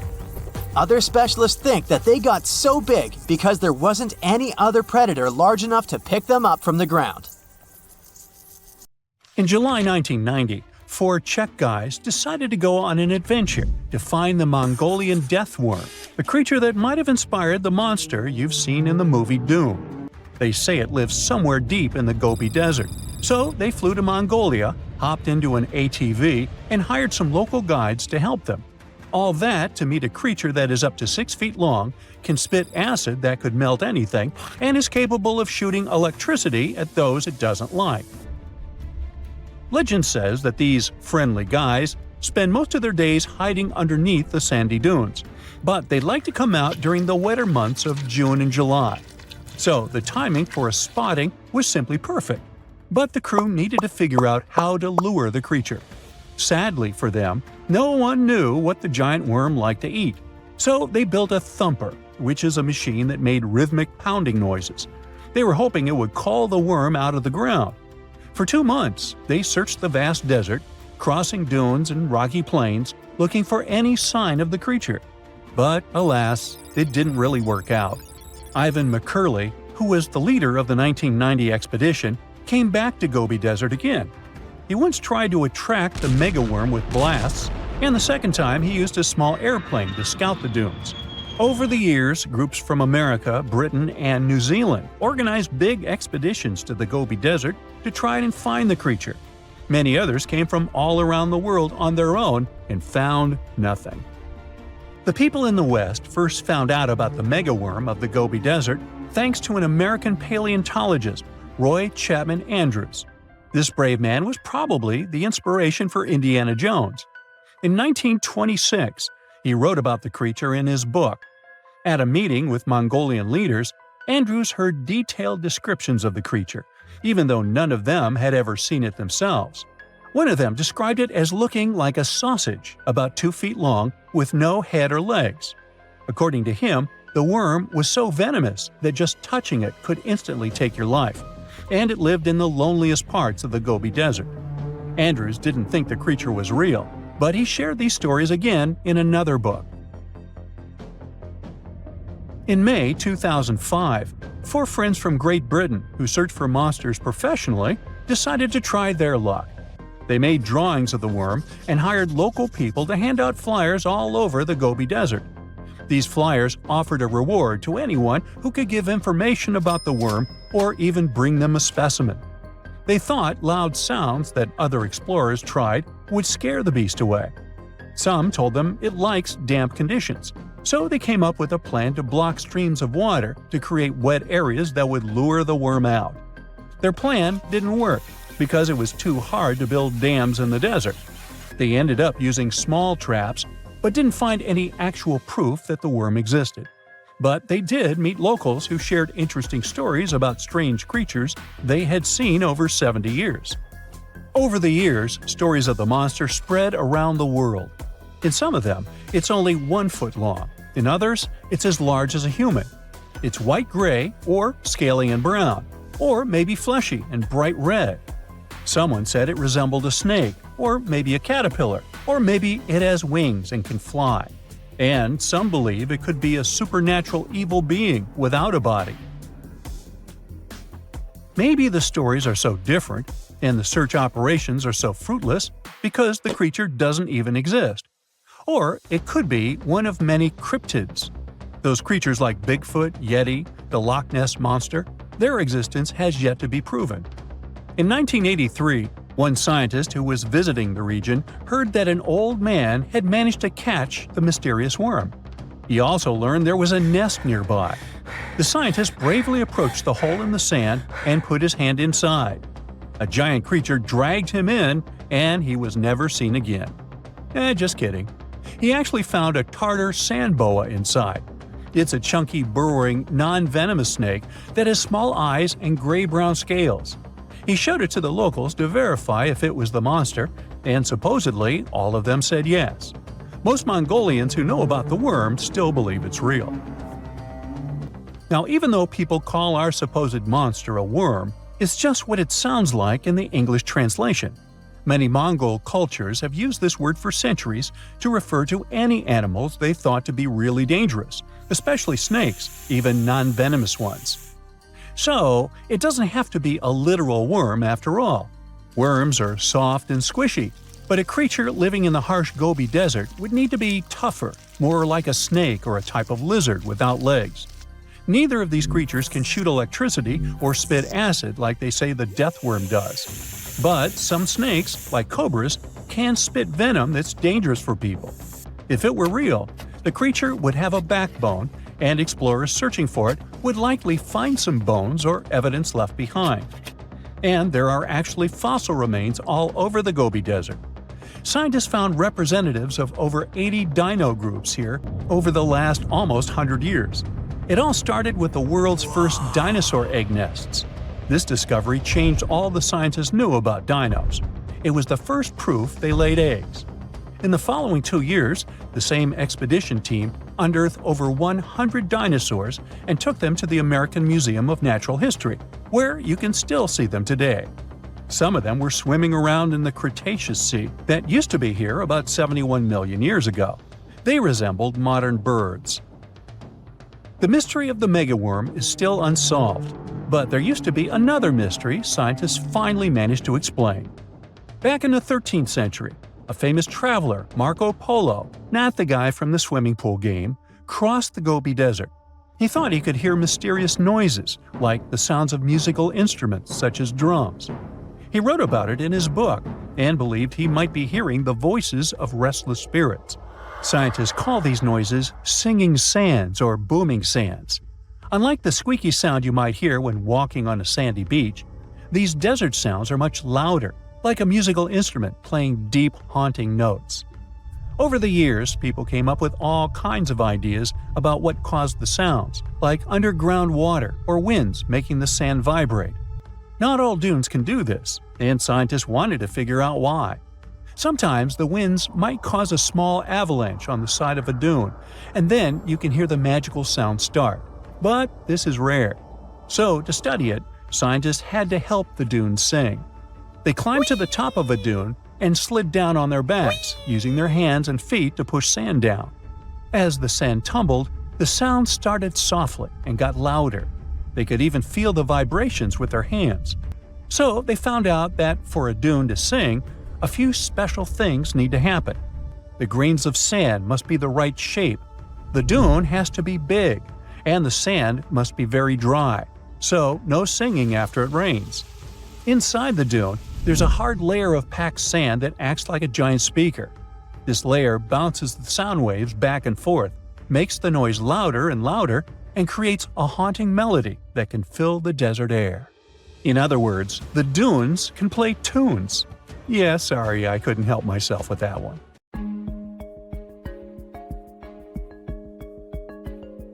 Welcome to Starbuck Island in the middle of the Pacific near French Polynesia.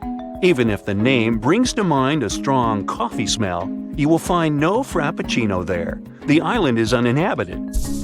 It's also pretty tiny, just 5.5 miles east to west and about 2 miles north to south. The island is so small, New York City could fit in 18 such islands. Seems like there can be zero interesting things, but Google Maps have something to surprise you.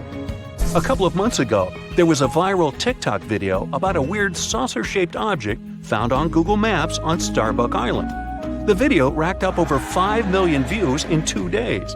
The creepiest part is that there's a long streak traversing almost the whole island. It looks as if someone had to brake with all their might, but failed, and it resulted in a crash of that saucer-looking vehicle.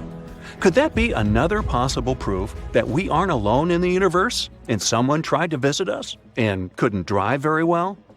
All these speculations are blood-chilling, and the users believe no one knew the true story behind those traces and the saucer. Little did they know that back in 2009, a group of explorers visited the deserted island. They made a couple of videos that were uploaded to the net. Thing is, the island didn't used to be that deserted. In the 19th century, Starbuck Island was used for guano mining. A tiny clarification here. Guano is bird and bat droppings. Yeah, droppings mining doesn't sound quite convincing, but guano is rich in phosphates, and phosphates have a lot of uses and can be used as fertilizers. So, since there were some people on that island, they had to construct a sort of temporary settlement, which they did. Now, back to Google Maps. Do you see that angle? Right. The satellite picture can be compared to the pictures and videos made in 2009 by the explorers. Another point proving that this weird object has a terrestrial origin is that there are some trees on the island, which is bizarre. These trees aren't native to coral limestone terrain, and they were definitely planted by people. Mystery solved. The saucer-shaped object is not an extraterrestrial vehicle, but what remains from a settlement. And the traces stretched out across the island? Who knows? But it's definitely nothing out of this world. Another TikTok user claimed they saw zombies on Google Maps. Let's see if this one is true. First off, the video scared over 1 million people who watched it. This TikTok starts with a view from afar, and as the user zooms in, we understand we're in Finland. Then we see an inscription. Alright, I surrender. Finnish viewers, help me out here. The next thing we see is a low-quality Google Street View image, and that shot sends shivers down my spine. It looks like a mass gathering of people, but they don't look quite alive. The image looks foggy and bewildering. Are these real zombies? Sure thing they're not. First off, let's deal with the inscription. It translates to English as a quiet people spatial artwork by this person. So, he is a finished dancer and choreographer and intended the silent people artwork to be part of his performance. But now it's an independent art piece. Fun fact, the silent people figures get changed twice a year, in the fall and at the beginning of the summer. They get all the clothes from donations. Bang! Another myth debunked. Right side 2, TikTok myths 0. Right, now take a look at that pic. Anything weird you've noticed? Right, it's a 3-legged girl. The satellite picture was taken in Croatia, but there's nothing to worry about. These are nothing but Google Maps issues. Thing is, the technology used for Google Maps purposes has a curious algorithm. Each object gets photographed several times, and then the resulting photos are stitched together to achieve the most accurate image. In most cases, it works, but sometimes it seems like the technology tries too hard, and it results in extra details and sometimes extra limbs people have in the photo. And if we're going to have a 3-legged race, then I'd bet on her. There's nothing that can escape the all-seeing satellite eye, right? On September 20th, 2022, a TikTok user posted a video about a plane found underwater on Google Earth app. The plane was found off the coast of Crooked Island in the Bahamas, not far away from Colonel Hill Airport. Now, let's see if that's true. The first thing we should keep in mind is that even Google Earth Help themselves admit the fact that the pic found in the app may be the result of several photos, either satellite or aerial, taken on different days and even in different months. The result of stitching might sometimes be a bit unpredictable. Remember the 3-legged girl? How could we forget? So, as you may have already guessed, this photo is nothing but stitching. The area with that plane was photographed multiple times in 2004 and 2005, then it was photographed 8 times in 2015 and a couple of times later. The most probable reason for this photo being on Google Earth is that these are the 2015 shots combined together. They say the reticulated python is the largest snake in the world and can reach a whopping 20 feet in length. There's a record of one such python found in 1912 that reached 32 feet in length. However, users found an even more staggering snake on Google Earth. On March 24, 2022, another mind-blowing video was posted on TikTok. The video got over 200,000 likes. Imagine the views! This time, the user claimed that a megaskeleton of the extinct Titanoboa was found on Google Maps somewhere in France. It was hard to judge from the image, but the skeleton was estimated to be about 100 feet long and could have certainly been the longest snake that ever existed, if the snakes had had such a skeleton in reality. So it's the number one reason why this one is not a snake. You see, snakes have somewhat thinner ribs, and the skeleton in the picture looks way more massive. Another curious thing about this skeleton is that it turned out to be made of steel. See what I'm driving at? It's not a real skeleton, but a stunning 425-foot-long art installation. It's called this French name, which means ocean snake in French.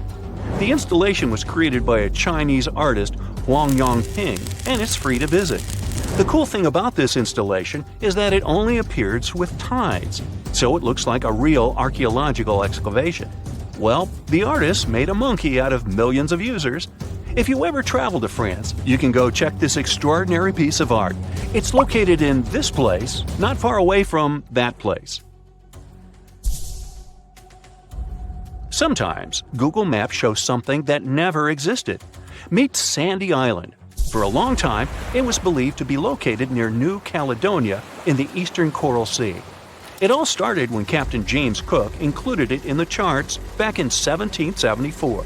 He never visited it, but it was later included in several more charts as a precaution against reefs. At the time, it was standard practice. Plus, the area was, and is still, swarming with pumice sea rats.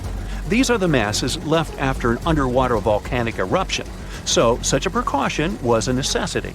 This way, the island stayed in the charts until 1974. A flying recognition campaign claimed there was a lack of appearance of that island, and Sandy Island was deleted from the charts. Google Maps appeared back in 2005, and the island, surprisingly, was there, even though it had been previously undiscovered. It got removed from Google Maps only in November of 2012. Now, there is nothing but black pixels, but there used to be a darkened sea area. Today, some specialists believe the whole situation with the island was just a copyright trap, which was a popular practice among cartographers back in the day. Those traps help cartographers protect their intellectual property. So, have you ever seen anything weird on Google Maps? There's a place on Earth so dangerous that even the most fearsome creatures of today wouldn't last a moment there. It used to exist in what we now call southeastern Morocco, the land called the Chem Beds. The story of this place stretches back to the Cretaceous period, about 100 million years ago. It might have looked like a beautiful place at first sight, a lush green forest, rivers glittering in the sun, until you meet some terrifying dinosaur. The lions or sharks of today are nothing compared to what the fossils show us. The Chem Beds were dominated by terrifying predators, and above them all, 3 of the largest predatory dinosaurs ever discovered. For example, Spinosaurus. This dinosaur was unlike anything you can imagine. A half reptile, half monster standing over 50 feet tall, bigger than a T-Rex.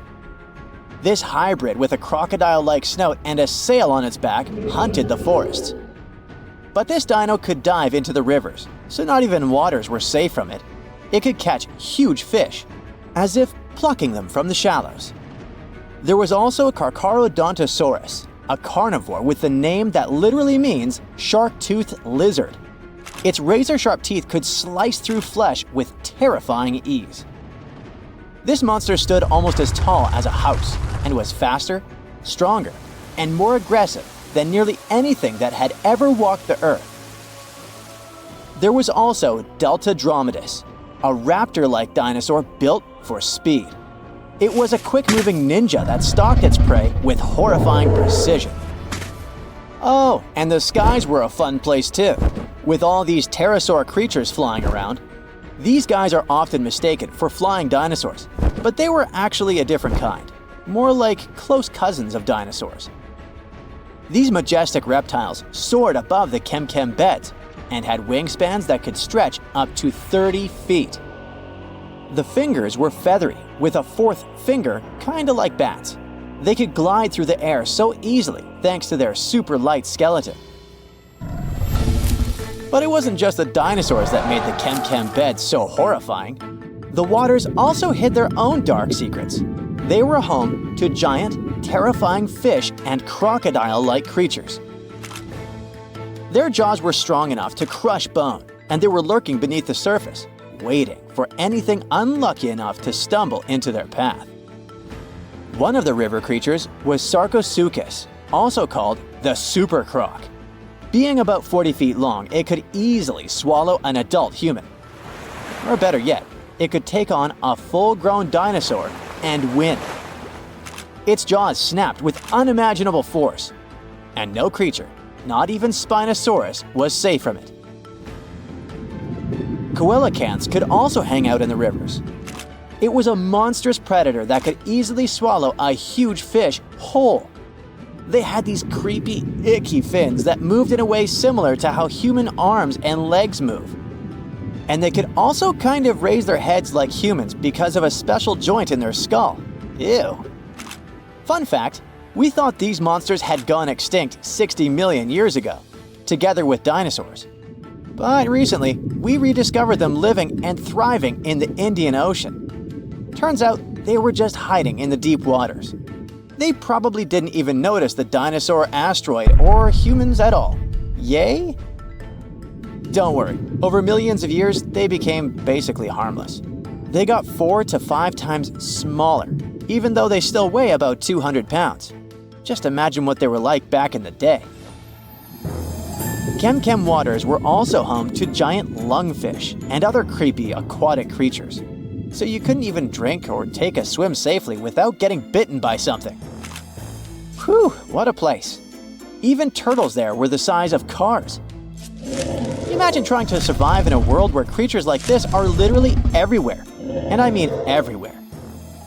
This place was unique not because huge beasts lived there, but because of the sheer number of predators. You might think, it shouldn't be that easy for all these predators to hang out in one place, right? And you're right. Seems like prey was scarce there. That's even more chilling. All the predators just wandered around, hunting whatever meager life remained. And if there's none, then fighting each other. For years, scientists have wondered why it was the case. Maybe that's just how life was back then. And all corners of Earth were crazy like that. Or is there something special about this place? Some even say that maybe it's just because we only found predators' fossils.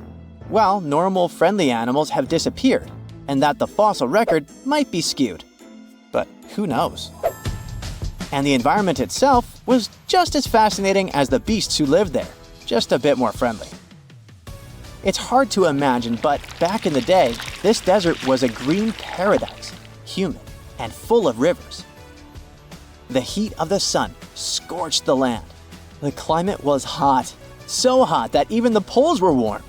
The weather there was extreme. Dry seasons followed by intense storms, which shaped the land and life. The giant rivers carved their way through this landscape. They stretched from the Sahara, emptying into the ancient Tethys Ocean to the north. If you were there, you'd see vast, interconnected basins, and beyond them, the central Atlantic Ocean.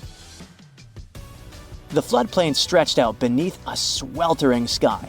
The rivers were just as wild as local animals, flowing lazily one day, but raging like furious beasts the next. At first, these rivers were powerful, carving deep channels through the land and creating wide sandbanks. But over time, they slowed down, and the landscape changed into shallow ponds and salt-covered flats. As water gradually faded away, it left behind a patchwork of wetlands and slow-moving waters. Right now, the Chem Beds is a vast, rugged desert where time has stood still for millions of years. If you visited it, you'd see a giant escarpment, its rocky face winding along the border of Morocco and Algeria, bathed in the sun's harsh light. Beneath your feet would lie layers of fossilized history. That's one of the reasons why scientists were long fascinated with this place. It must be one of the most comprehensive collections of fossils ever discovered in northern Africa. There are fossils from other parts of Africa, of course, like Egypt's Bahariya Formation. But they don't tell us much about life during this time, not like Chem. That's all because those rivers we mentioned in hotter and drier places, they've eroded or still remain buried under the sand. The first discoveries from Chem began in the late 1940s. A scientist named Schubert uncovered bony fish fossils among the escarpment near the Morocco-Algeria border. Just a few years later, a paleontologist, René Lavocat, took things to the next level. Traveling by camelback, he scoured the desert landscape and uncovered a real treasure trove of fossils. He found the partial skeleton of a massive herbivore dinosaur. Finally, at least one peaceful creature in the Chem Beds. This long-necked giant roamed the ancient river valleys and ate leaves like a good boy. For the next several decades, scientists only did small-scale fossil hunting expeditions to this place. There were modest discoveries made here and there. Then, in the 1970s, German paleontologist Helmut Alberti led his team to the Chem Beds, and that's when things took a wild turn. They uncovered fossils of prehistoric fish, crocodiles, dinosaurs, and pieces of the infamous Spinosaurus. Imagine being one of the scientists on that team. They were probably jumping from excitement. By the mid-1990s, the fossil game changed dramatically. Incredible new species were identified from the Chem Beds. Over the years, the discovery pace has only accelerated. Paleontologists, armed with new tools and techniques, have uncovered more fossils than ever before, and there's only more to come.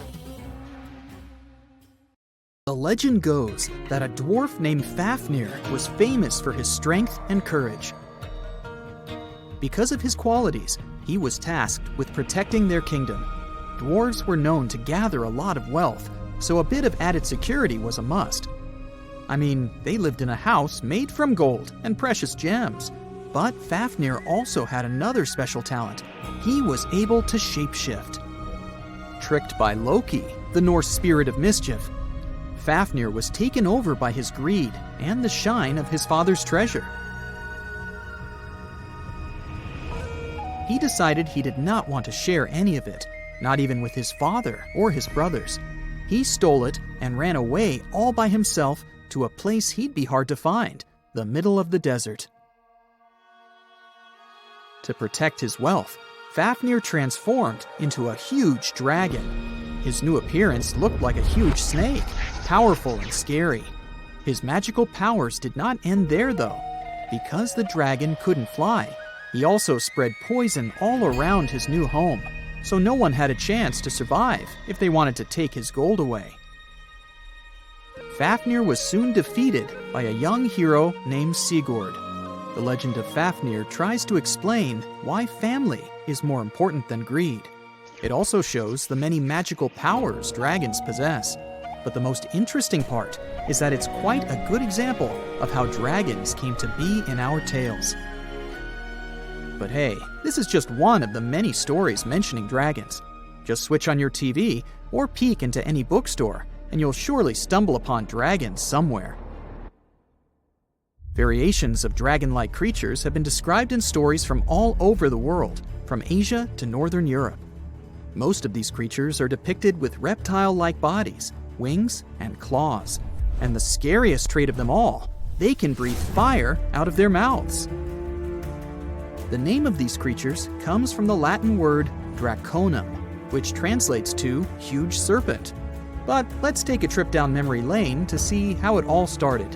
An Asian historian, for example, discovered some fossils back in the 4th century BCE and decided that he'd stumbled upon dragons. It's easy to understand why he got so confused if you look at a fossilized stegosaurus. It was 30 feet long, 14 feet tall, and covered in armored plates and spikes. The Nile crocodile might have gotten mistaken for a dragon too. It still exists today and lives in sub-Saharan Africa. But it may have been more popular in ancient times. When reaching maturity, Nile crocodiles can grow up to 18 feet long. But that's not all. It can even walk with its body off the ground, and some were even pictured standing on their 2 back legs. Goannas are dragon-like lizards that live in Australia. Large as they are, they also have razor-sharp teeth and claws, and are also known to even produce venom. It's easy to see why goannas may be the source for the Australian version of dragons. When humans first discovered whale bones back in the day, we had no idea these animals lived in the sea. Given their size, we surely must have thought they were dangerous. And because we rarely see whales, if we don't go underwater of course, they were poorly understood and easily mistaken for dragons too.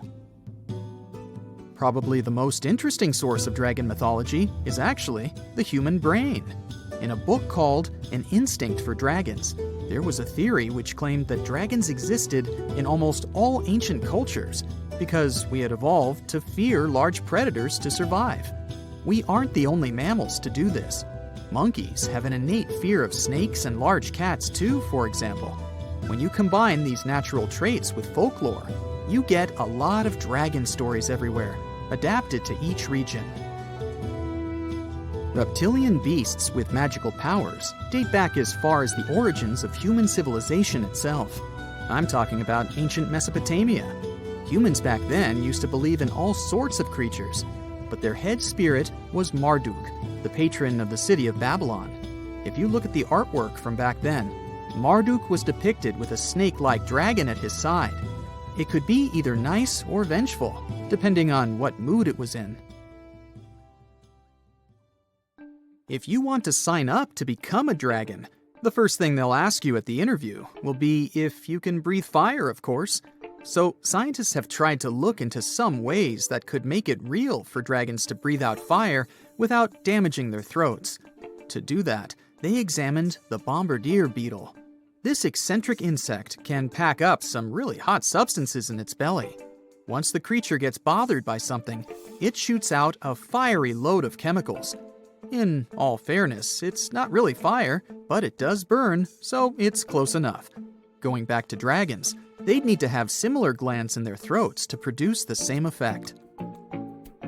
But where do dragons come from? They didn't just appear out of nowhere, regardless of the source you consult. Some tales, like that of Fafnir, say that even humans can turn into dragons, but the most popular theory is that dragons start out as eggs. Some sources even draft a series of stages a dragon has to go through during its life. Everything starts with hatching. Dragons are said to eat their way out of those shells and break the sides of the egg. Then there's the wormling stage, which is what dragon specialists, or dragonologists if you like, call a newly hatched dragon. It's still small and weak, but don't worry, it can take care of itself pretty well. The rest of a dragon's life stages are pretty self-explanatory. There are grown-up dragons, then ancient ones. A dragon's life ends when it reaches the twilight stage. Some sources claim dragons never stopped growing. Others even say they never reach the end of their lives. They just pass on to another type of spiritual existence. Dragons are known to be the symbol of a lot of different things, but that all depends on their origin.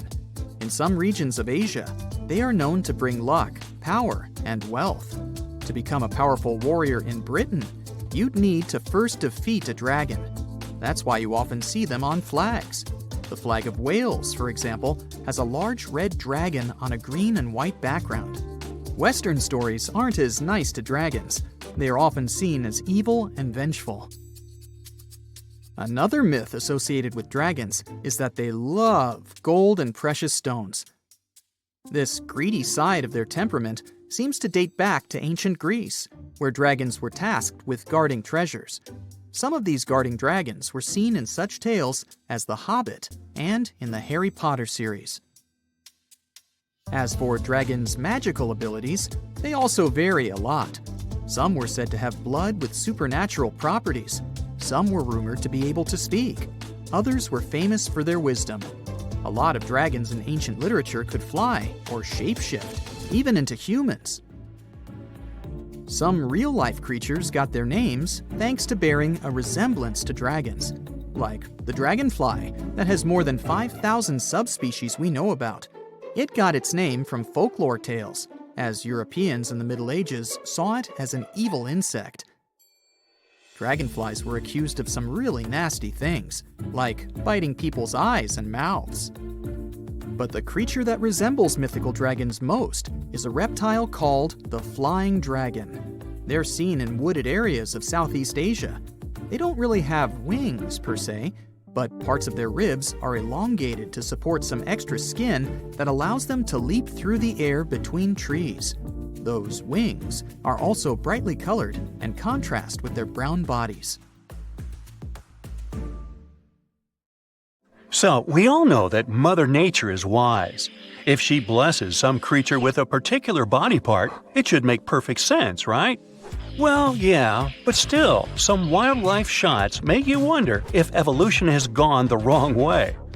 Snakes' natural design allows them to swallow a whole mouse. But in some cases, this cool ability can turn against them. Yes, snakes can actually swallow themselves. Scientists believe that they mostly do this because of stress, captivity, temperature regulation, hunger, or illness. The snake is pretty helpless in this situation, you can tell. If it doesn't get help in time, digestive juices may begin to corrode the swallowtail. So if you ever catch your pet snake doing this, try to stop it, or take it to the vet. Okay, but what about the fangs, I hear you ask? Does a venomous snake have immunity to its own venom? Well, if the snake digests it, it will be okay. It's because protein is a primary component in venom. And besides, the venom is excreted by the gland in the snake's mouth. So no matter whom the snake bites, chances are that it's going to drink a bit. So the only way a snake can actually suffer from its own venom is by biting itself straight into the blood vessel. In this case, it'll experience the same reaction as any other animal. Now, think you're having a bad hair day? Hey, check this guy out. Chris was an Australian merino ram who became a celebrity in 2015 after being discovered in the wild. Farmers shorn him and gained nearly 90 pounds of wool. When the animal was found, he carried over 5 years' worth of fleece on his body. But Chris belonged to the domestic sheep breed that needs to be shorn regularly. Otherwise, the animal is at great risk of injury and infection. So the lives of these cuties depend directly on going to the hairdresser. Shall we talk about horns? Cattle, goats, and many other species proudly wear this fancy headdress not only for fashion, but also as a weapon for brutal battles. If you ask this bighorn sheep ram directly how old he is, you'll probably hear something like, "Bah." But if you want to get a more precise answer, you can count the number of rings on his horns. The biggest and the darkest ring usually marks the 4th birthday, when the ram matures enough for mating. Although animal horns may look very tough, in fact, most of them are made of keratin. It's the same protein that builds human hair and nails. Horns never stop growing as the animal ages, just like our own hair. And eventually, they can curl into really extravagant shapes, making these weapons turn against their owners. This is what a Wiltshire sheep horn looks like when it's young. But as the years go by, the horns typically curl in front of its face. And while most grow out harmlessly, the inward-growing horns can end up dangerously close to the sheep's head. Like this ram who's having bad luck, to say the least. Its horn has slowly grown into its own skull, and eventually, well, it didn't end well for the sheep. Of course, this would hardly have happened on a farm, because people would have made a preventive horn cut. But unfortunately, in the wild, animals cannot use hairdresser services. That's why they use rocks and branches to rub and grind away at their horns to keep them safe, just like humans trim their nails. Faulty genetics is not the only reason for the horn distortion. You see, when males of the species want to fight for dominance, they begin to butt heads to show each other who's the alpha male here. These battles can break horn plates, making them grow at weird and dangerous angles. The fancier the original shape of the horns is, the more problems their fracture may cause. This poor African kudu is a bright example. Fortunately, in some cases, unlimited body part growth can be good for the animal. Just take a look at these adorable smiles. If you happen to break off your own molar tooth, your dentist would probably say it's irreversible and offer a replacement. But if an alpaca breaks its front teeth, all it has to do is wait a bit. Although these animals don't have upper teeth, their lower teeth constantly grow throughout their lifetime, and they might look pretty creepy when they get too long. That's why some farmers prefer trimming them from time to time, just like pet owners cut the nails of their cats or dogs. Now, llamas look so similar to alpacas that many people confuse these two species. But the significant difference between them is that llamas' front teeth are encased in enamel. That's why, unlike alpacas, they don't possess the superpower of limited growth. Too bad. Unlike the keratin horns, deer antlers are made entirely of bone. Typically, only male deers, called stags, grow antlers. Very rarely, females can grow them too due to a serious hormone imbalance. This is a deer equivalent of a beard on a human female that sometimes can appear due to various diseases. Adult deers grow and shed their antlers annually, which coincides with the breeding season. At first, their antlers are covered in velvet, a protective skin with blood vessels. But once the antler is fully developed, the deer gets rid of the velvet, just like snakes shed their skin. Although this process doesn't harm the deer, it may look pretty spooky. Once the brand new antlers are ready, stags begin to fight with other males over the lady's attention. Usually stags barely eat or sleep during this competition. And if you ever question whether the antlers of two deers can get locked together, the answer is yes. Every stag is risking ending up stuck with his own rival instead of having a romantic night out with a female deer. Bummer. Moreover, all the traumas that the deer gets during the mating season can influence further antler growth if specific nerves get damaged. Just like horns, antlers can develop at distorted angles because of genetic failures. Some mutations can even make them grow monstrously large. This unlucky deer can barely move his head without losing balance. Also, if a deer breaks one of its legs, its body can speed up the healing by sacrificing the bone and blood material from one of the antlers, and thus this antler will get thinner and weaker. And speaking of facial extensions, we cannot skip the tusks. Please meet Babirusa from Indonesia. This ancient boar first emerged over 35,000 years ago. It's easy to confuse these big tusks with horns, but they are actually upper canines. They tend to pierce through the skin of the boar's face as it matures. Scientists believe that these intimidating tusks have evolved as a tool to protect eyes and throat while fighting with other males during mating season. But this design doesn't seem very thoughtful. If a male boar doesn't grind his tusk regularly, they can end up curling back into his own skull, which can blind him or even worse. Now, what if I told you that hoofs can grow out of control just like horns and antlers? It took evolution millions of years to turn the middle toe of the animal's foot bone into the hoof. And just like toenails, they tend to grow and curl into creepy shapes if they aren't cut regularly. When donkeys or horses don't have a chance to wear down their hoofs naturally by walking on hard surfaces, they tend to overgrow. This makes the animals walk on the balls of their feet and overstretch the tendons, which may result in pain and bone loss. And eventually, they can lose the ability to walk at all. So if you ever come across a horse with curly hooves, consider calling the experts to give it an emergency manicure. Perhaps one of the most obvious questions regarding the undersea world is, can a fish drown in the water? Yup, it can. Although gills are an amazing gift of nature, there are still many factors that may deprive a fish of healthy breathing. When the oxygen level in the water is too low, fish begin to suffocate. But it happens very rarely in the wild. Oxygen deficit usually appears in aquariums that are not washed and replenished often enough. Also, parasites, diseases, and an overall imbalance in water components can cause the fish to drown. And on that note, I need to hoof it on out of here. See you next time. It's partly true. Nothing happens if you dip your pinky for a second into the red-hot lead. There is one condition. You need to dip it into the water first. The water between the skin and the metal will evaporate, creating a vapor layer, so it will repel metal for a second. Still, you don't want to perform this stunt. A sandwich before bedtime provokes the appearance of nightmares. Any late-night meal increases metabolism and body temperature. It activates the brain, which leads to not very sweet dreams. Boo! Just kidding. Mosquitoes bite some people more than others. The most delicious humans are those with type O blood. Also, these insects have excellent eyesight. They're attracted to green, black, and red, so before you go camping, check the color of your clothes. Birds are the only surviving dinosaurs. They evolved from theropods, the dinosaurs that ran on two legs. Yep, T-Rex is a distant relative of chickens, ostriches, and even hummingbirds.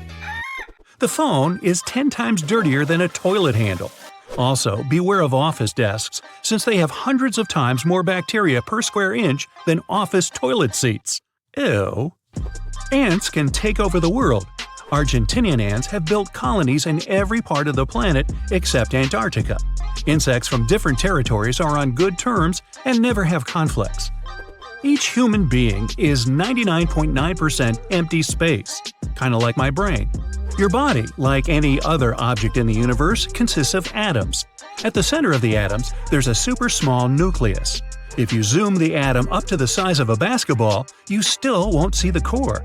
If it were possible to get all the empty space out of your body, you'd probably be as tiny as a grain of sand. A head of human hair can support from 5 to 8 tons. This weight won't damage individual strands, but the scalp can't withstand such pressure. Hypothetically, you can see the past, for example when you look into the starry sky. When the sun disappears, we see it only after 8 minutes. This is how long it takes for sunlight to reach the Earth. Glass is an amorphous substance, and it violates many laws of physics. It's solid, but if you look at it under a microscope, it looks liquid. In reality, it's neither liquid nor solid. It happens because the heat needed to produce glass changes the way molecules behave. It's like when you iron the clothes and fibers change because of high temperatures. Scientists from Japan played audio recordings for cats to prove they're truly dismissive. In those recordings, the owners of the cats called them by their names. Cats' pupils dilated, the animals moved their tails, legs, or ears. Sure, cats could hear human voices, but they rarely respond. It's all about evolution. Cats came to humans because they were attracted by mice that ate grains. They lived close to people, but were never tamed. Trees have their own underground internet. Mycelium filaments interconnect the roots of 90% of trees. Trees exchange information and nutrients through them. They warn each other about danger and fight parasites together. Trillions of microorganisms live inside you. Ooh! They make up 3% of your body weight and weigh up to 6 pounds. Microorganisms play a significant role. They help with digestion, absorb nutrients, and do many other things we never notice. In comparison with microorganisms, there are really few people on our planet. A teaspoon of soil contains more living organisms than there are humans on planet Earth. Go ahead, count them. Human brain capacity has a limit. Scientists estimate that your brain can store 2.5 million gigabytes of data.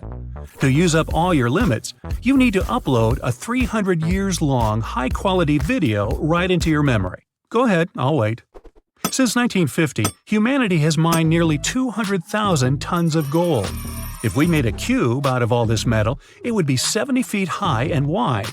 Recent data from scientists confirm that in the Earth's core, there are vast reserves of gold. The metal is enough to cover all the planet, and people might have gold up to their knees. The problem is, we can't mine it from there. Scientists used to believe 400 billion trees were growing on Earth, but there are over 3 trillion of them, or 420 trees per person. There are more trees on Earth than there are stars in the Milky Way galaxy. Wrangel Island was the last place where mammoths lived. These giant animals disappeared about 4,000 years ago. By this time, the Great Pyramid in Giza had been around for only 500 years. Archaeologists have found honeypots that are 3,000 years old in Egypt. They didn't spoil, and it turned out to be edible. It's possible because of the chemical composition of this product. Bacteria and insects that can spoil honey can't live in it. You're drinking the same water that dinosaurs drank. The water on our planet is the same as it was billions of years ago. Only a tiny portion of the liquid has evaporated. By the way, scientists still don't know exactly where the water came from. We have a detailed map of the Moon and Mars. Still, over 80% of the Earth's ocean is unmapped and unexplored. We can't study the oceans properly because of pressure, cold, and lack of light underneath billions of tons of water. The myth that you can't put hot food in the fridge is true. If you freeze some hot soup or roasted meat, the food might lose its nutritional value. You also risk breaking the refrigerator. Before freezing, it's best to wait for the temperature of the food to drop to room temperature. There's a biologically immortal creature on Earth, a transparent jellyfish called… I'll leave it on the screen. When it reaches maturity, it sinks to the bottom and turns into a polyp. From a polyp, the creature again turns into a jellyfish. The number of rebirths is unlimited. You can break a glass with your voice, but it's pretty hard. The volume of your scream must be at least 105 decibels, and it must last about 2 to 3 seconds. The jackhammer works at a volume of 90 decibels. Hey, I had a gym teacher once who was named Jack Hammer. Sailors from all over the world talked about the giant squid they met on their voyages. For many years, scientists considered monsters with long tentacles to be a myth. But in 2004, the first photo of a squid was taken. They exist. Scientists have registered an animal that has grown to 43 feet. Holy calamari! Flamingos are white. The bird turns pink due to beta-carotene. This pigment is found in the algae and the shrimp it feeds on. You can change your skin color too. If you eat a lot of carrots, your skin will turn slightly orange. This will happen because of the high beta-carotene content in the vegetable. Your nose and ears get bigger every year. This isn't due to an increase in size, but due to gravity. With age, the cartilage of the nose and ears weakens. Because of this, they sag and appear more prominent. The Kepler Space Telescope expedition confirmed that Earth isn't unique. Most likely, our world isn't the only place in the universe where there's life. The device, the size of a minibus, flew through space for 9 years. During this time, it confirmed the existence of 300 million potentially habitable planets. They have a solid surface, liquid water, and nearby stars that look like our Sun. All plants, fungi, animals, and humans evolved from a single microbe. Scientists called it LUCA, the last universal common ancestor. The microbe was discovered by comparing the genes of living beings and their descendants. LUCA lived 4.5 billion years ago. It lived in the craters of deep-sea volcanoes among hot lava and water. Hey, I think we should have a family reunion, don't you? Recent research has shown that Neanderthals could hibernate like bears. This is confirmed by the bones of ancient people from the Spanish cave Cima de los Huesos. Scientists have found signs of slow bone metabolism. It proves Neanderthals slept for months and did not leave the cave. The myth that closed eyes improve memory is true. When your eyes are closed, you don't need to memorize information visually, and the environment does not distract you. This frees up your brain energy and makes the memory more efficient. The acidity levels of the human gastric juice and the acid from the car battery are almost identical. Plastic and even metal will dissolve in your stomach. If we drop a metal plate the size of a penny into gastric juice, there will only be about 63% of it remaining within 24 hours. You can put a shark in a trance for 15 minutes. To do this, you need to stroke its nose with your hand. Yeah, you first. I'll watch from here, thanks. This sort of hypnosis is called tonic immobility, thanks to the receptors in the shark's nose. When stroked, the receptors send many signals, and the shark's brain cannot process them all. I know the feeling. Now, you can't find living dinosaurs nowadays, which is a good thing, mostly, but you can still meet some creatures that might have gone to lunch with them. The frilled shark, for example, is a living fossil that comes from a family of sharks that have been around for about 80 million years. One of the coolest things about it is its long, eel-like body that can grow as long as 6 feet. It has 6 pairs of gills on its throat, which help the frilled shark breathe in the deep, cold ocean where there isn't much oxygen. The shark can move very quickly, like a snake, to catch its prey when it least expects it. Little frilled sharks take an exceptionally long time to grow, up to 3.5 years, which is one of the longest times for any animal with a backbone. The Chinese giant salamander is another living fossil that can tell you what was going on Earth around 170 million years ago. Now, when I say tell, I really mean it, as it can make sounds like hisses, whistles, and barks, and even a noise that sounds like a crying kid. The biggest Chinese salamander found so far weighed 130 pounds, as heavy as 2 Dalmatians, and was almost 6 feet long. Giant salamanders like to be alone. Hey, I want to be alone. And will chase away other salamanders from their space, except when it's time to start a family. During the day, they hide and sleep under rocks.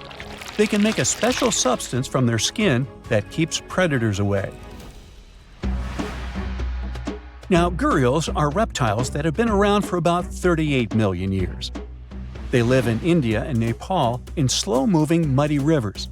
Sadly, there are very few gharials left in the wild, less than 100. These creatures can't control their body temperature, so they need to sunbathe to get warm or cool down in the water if they get too hot. Their eyes are close together and face forward, which helps them see in 3 dimensions and judge distances more accurately.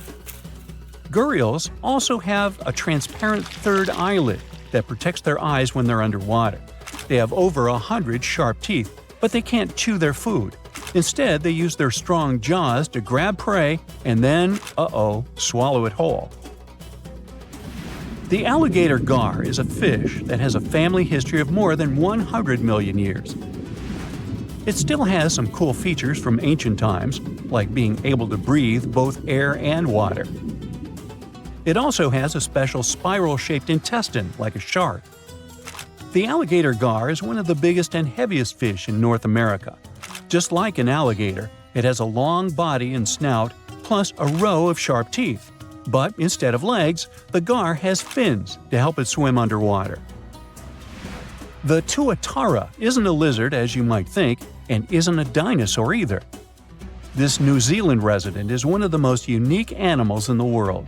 Scientists love studying tuataras because they can help us understand how today's lizards and snakes evolved. One of the coolest things about the tuatara is its third eye, called a parietal eye, on its head. It has its own lens, retina, and a nerve that connects it to the brain. Scientists think it might help the tuatara know when it's light or dark outside and absorb sunlight to make vitamin D or help them keep their body temperature exactly right. Tuataras can live an extraordinarily long time, up to 100 years. Cassowaries are the youngsters on our list, as they've been around for only 60 million years. They have some things in common with dinosaurs, like their three-toed feet and how they breathe. Cassowaries love to eat fruit, lots and lots of fruit. This love of fruit helps the rainforest because when cassowaries eat the fruit, their bodies don't harm the seeds inside. As they move around the forest, they spread these seeds, you can guess how, with their own natural fertilizer, helping new plants grow. Cassowaries are big birds, about 6 feet tall and weigh over 100 pounds. They have a special claw on each foot that is 5 inches long, and they can use it to kick real fast. If they feel threatened, they can charge, kick, and even jump on someone. They can also leap up to 5 feet in the air. So, the best thing to do is stay far, far away from where they live.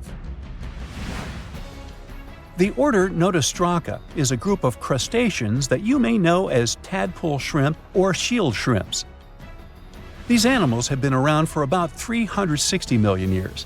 They have a wide, flat shell that covers their head, and they have a pair of eyes on top. These creatures can be found all over the world in different kinds of water, like freshwater, brackish water, and even salty pools. They can also look different depending on where they live.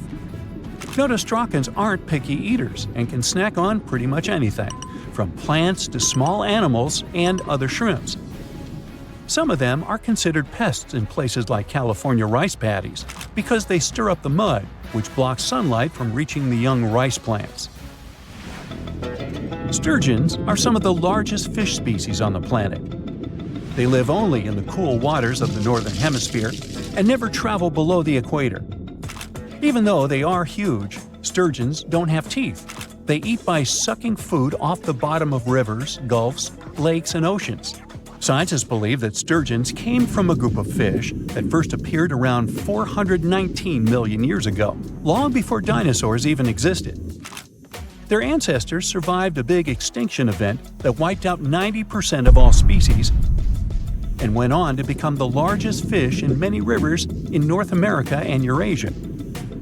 Sturgeons can live up to 100 years old or even older. Female sturgeons can lay up to 3 million eggs at a time, but not all of the eggs eventually turn into real fish. Our next hero, the Pacific lamprey, has successfully lived through at least 4 mass extinctions. Its ancient ancestors evolved over 450 million years ago. These creatures have cartilage instead of bones and a third eye, which is a special light-sensing organ on top of their heads. Instead of a regular jaw, they have a mouth surrounded by teeth. They latch onto prey and sup up body fluids like real underwater vampires. And although he wasn't living underwater, the story goes that King Henry I of England might have lost his life because of a lamprey. The English monarch loved this fish so much that he defied doctors' orders to stop eating its flesh. He got sick every time he'd have it, but the lack of bones and the unusual taste made the royal fall in love with it. As a result, he got some scary symptoms from eating lamprey and eventually passed away. Can you say clueless? The elephant fish, also called the Australian ghost shark, has been on Earth for around 400 million years. Even though they're related to sharks, they aren't actually sharks. Instead of bones, their bodies are made entirely of cartilage. These fish have a special shiny tissue in their eyes that can make their eyes look like they change color from yellow to green. Elephant fish can be pretty tough and will fight back if they feel threatened. They like to be alone and usually don't hang out with other fish. Horseshoe crabs also deserve the title of survival champs as they've been around even before dinosaurs, since 450 million years ago. 4 species are still roaming the ocean from Maine all the way to Mexico. Horseshoe crabs are more like spiders than ticks than they are like real crabs. They have 9 eyes, plus extra light sensors near their tails so they can see really well. They breathe underwater using flap-like gills near their belly, and sometimes they use these gills to swim upside down.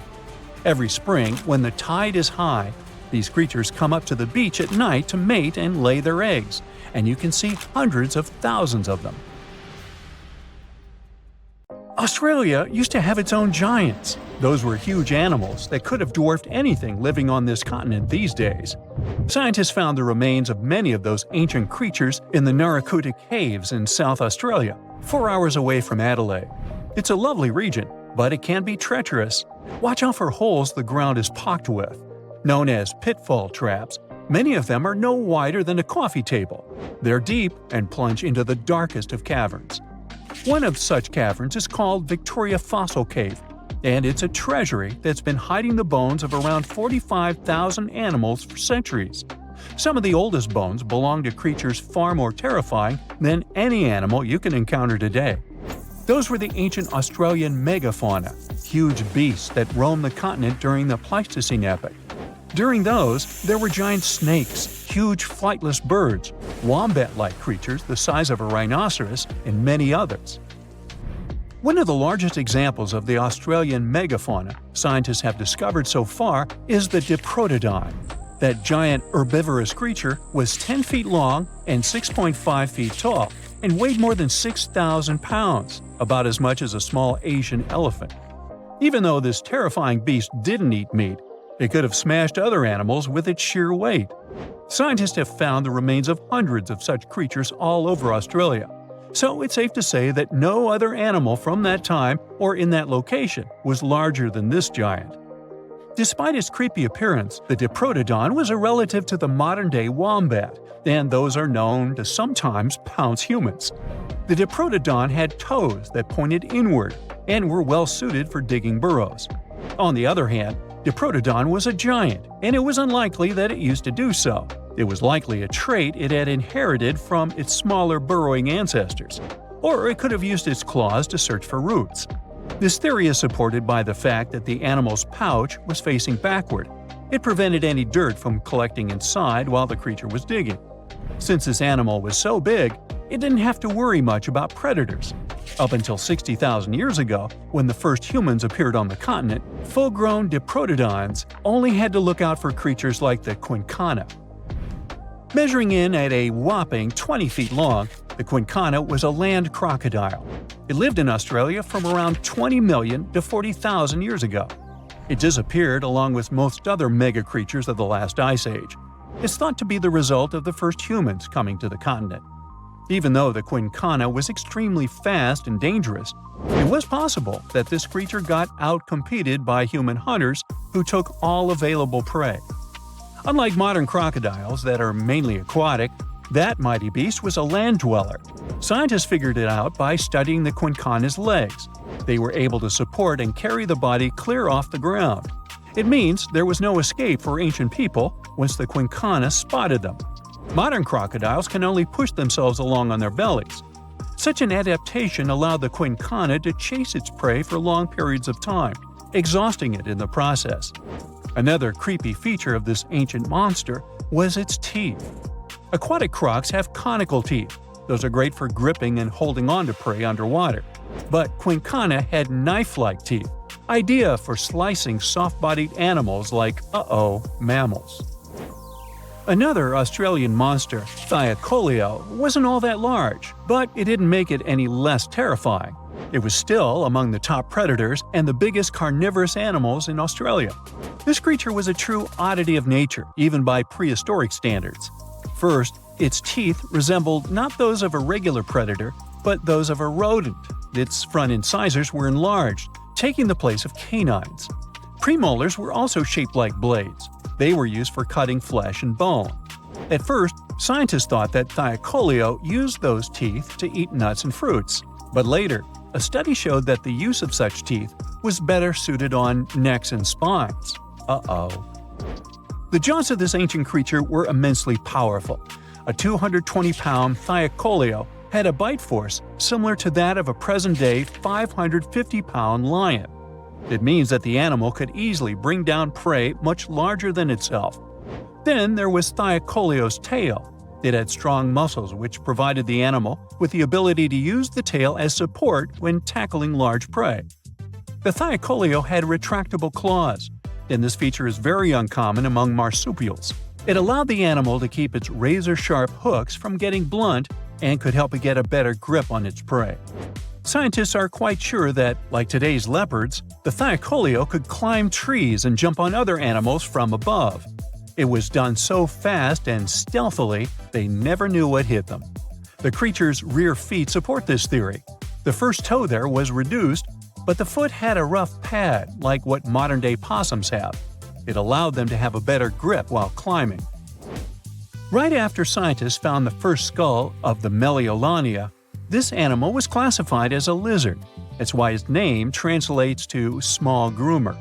But after they discovered more complete fossils, it turned out that the Meliolania was a giant turtle. But that's not all. It was one of the largest land turtles to ever have existed. The main reason researchers initially believed the creature to be a lizard was the fact that its skull was adorned with a series of spikes. It's something the modern-day horned lizard can boast. But even after discovering the true nature of the Meliolania, scientists still don't know how to properly catalog it. It might have been a creature that folded its neck under its spine, or it could have folded it to the side. Beside those defensive mechanisms on its head, the Meliolania was also equipped with a spiked tail, which was probably used to prevent predators from attacking the animal from behind. Most species of the Meliolania disappeared around 2,000 to 3,000 years ago because of humans who hunted them to extinction in both Australia and on the surrounding islands. It took around 2 centuries for these turtles to go extinct in that region of the globe. The Megalania was a giant Australian lizard that existed at the end of the Pleistocene epoch. It looked like a Komodo dragon and the Australian monitor lizard, which are both believed to be Megalania's closest living relatives. Fossils tell us that the ancient animal was anywhere from 15 to 26 feet in length. Ow! The youngest fossil remains of this ancient Australian monitor lizard date back to about 50,000 years ago. The first indigenous settlers must have encountered Megalania, which led to the lizard's extinction. Originally, scientists thought that the Megalania was the only member of the genus Megalania, but these days it belongs to the genus Varanus, which means that the prehistoric creature is closely related to other Australian monitor lizards. Our next giant creature on our list was once dubbed an ostrich on steroids. I mean, look at it.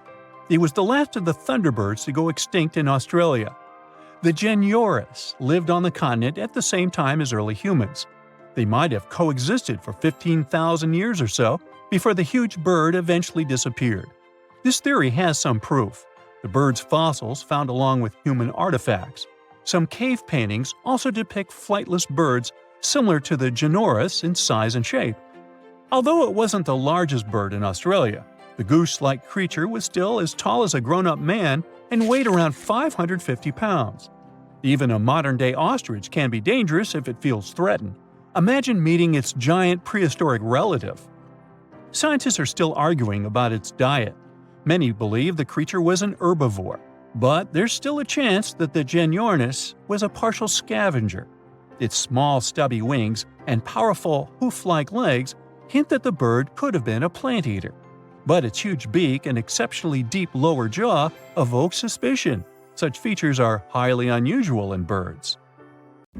You decided to go scuba diving for the first time. The water is clear and the sun is shining on the seabed. You take a few selfies and the fish swimming by when suddenly the ocean goes pitch black. You look up and, oh my, what is that gigantic animal? It's definitely not a shark, not a whale. Is it a turtle? Yup, but fear not, it's not gonna hurt you. If you had lived on this same Earth about 72 million years ago, then maybe this could have really happened to you. Scientists have recently found the fossils of a gigantic marine turtle that could have grown as big as 12 feet. If you don't have any idea of how big that is, let's see some examples. That's the average length of a hippopotamus, 6 golden retrievers, or 2 Michael Jordans stacked on top of each other. The turtle's scientific name is an homage to that old-school sea monster called Leviathan. Maybe you remember this from old-school history lessons. The Leviathan is supposedly a mythical creature that would swallow entire ships or people that were deemed too greedy by the creature. Can you imagine being swallowed by this humongous sea turtle? No, thank you. The fossils of this gigantic creature began to be excavated between 2016 and 2021, all the way in northeastern Spain. The first fossil was located by a hiker in the Spanish Pyrenees, and it was around 8 inches long. The pelvis of this turtle alone measured around 35 inches. It would definitely be one of the biggest turtles today if it hadn't gone extinct. FYI, the largest living sea turtles today can reach up to 6 feet in length, which is already pretty big. Now, how about a gigantic prehistoric scorpion? I bet most people here are not huge fans of these creatures, especially since they're poisonous, which is why the thought of a 9-foot-long aquatic scorpion might be the stuff of nightmares. Let's just say that if they hadn't gone extinct some 400 million years ago, lakes and rivers would be much more dangerous places for humans today.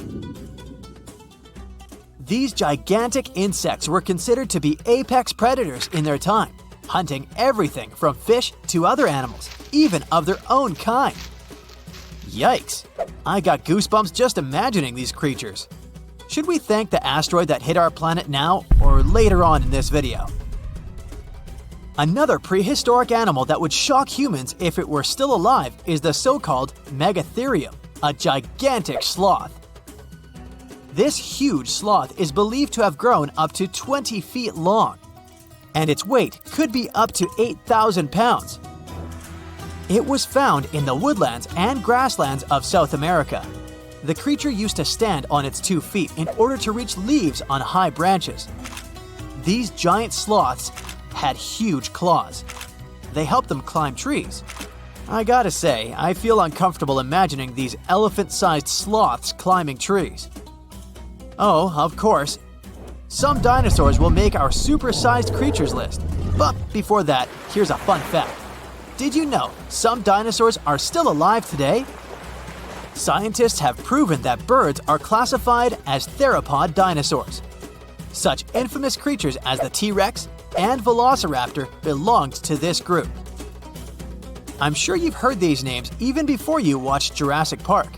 The Velociraptor is that scary dino that breaks into the kitchen.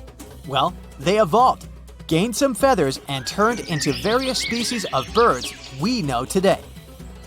That means that any bird from chickens to those little blue ones is a direct descendant of dinosaurs. Now, does the name Spinosaurus ring a bell? You can see this huge dinosaur in some museums today. Its fossils, I mean. The Spinosaurus was one of the biggest land predators to walk Earth. Actually, to walk its land and water, since scientists believe that this dino was semi-aquatic. It fed mostly on meat, which means humans would be its natural prey if it lived today. This meat-eating dino lived around 90 to 100 million years ago. It was about 60 feet long, 12 feet high, and weighed up to 22 tons. Its head was around the size of 8 bowling balls and was shaped like a crocodile's face. Basically, the Spinosaurus was a big African elephant with the face of a crocodile. Just kidding. But that would look funny though, wouldn't it? A much more attractive dino was this guy. It's considered to be the largest dinosaur that has ever lived on our planet. What made it so big was its extremely long neck and very long tail. You wouldn't want to stand behind this creature, believe me. If it decided to swish its tail, you'd get catapulted very far away. This creature lived around 100 million years ago, and its fossils were first found in Argentina around 2012. The dino measured 120 feet from head to tail, which made it almost as big as an American football field in width. And have I mentioned it weighed almost as much as a space shuttle? A staggering 75 tons. If it had been a carnivore, it would have probably been the greatest predator. But this big guy was a peaceful herbivore that had such a long neck that it could eat leaves from high trees. Cute, right? We must also talk about the Shastasaurus. As the name suggests, this animal is popularly known as the Mount Shasta lizard. Even though it was a marine reptile and probably never set foot on the mountain itself, this dino was usually around 23 feet long, but there was a specific strand of this species that could get as big as 69 feet long, about the size of the great blue whale.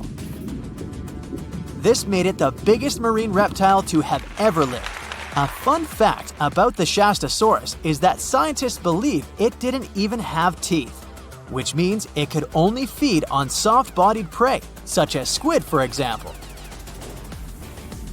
The next animal on our list is the blue whale.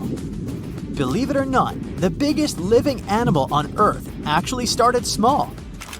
These days, the average mature blue whale can reach up to 100 feet in length and weigh up to 200 tons. That's more or less the weight of 40 elephants put together, or 30 Tyrannosaurus rexes, or 2,670 average-sized people. Blue whales have to eat up to 50 million calories per day to support that body. That's the equivalent of 30,000 Big Macs, just FYI. But blue whales weren't always this big. They actually evolved from a four-legged mammal that lived on Earth around 48 million years ago. Their ancestor was called Paracetus, and it was only 6 feet long. Here's a fun fact. To be able to live in the water as one does today, the blue whale had to go through some intense adaptations. A blue whale can replace up to 80 to 90% of oxygen in its lungs each time it takes a breath. A human replaces only up to 15% for comparison. It allows these animals to dive for up to 1 hour at a time, down to a staggering depth of 330 feet. Elephants were bound to make the list. Elephants are currently the largest land animals on Earth.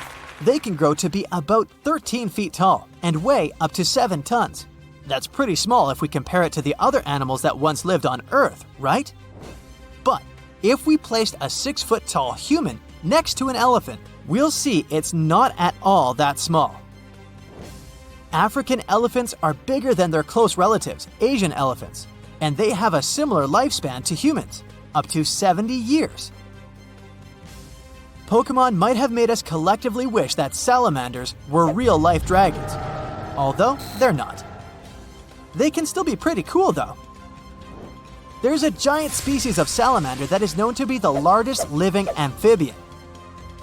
They can grow to be as long as a regular-sized human, reaching up to 6 feet. I bet that wouldn't be a pleasant underwater encounter.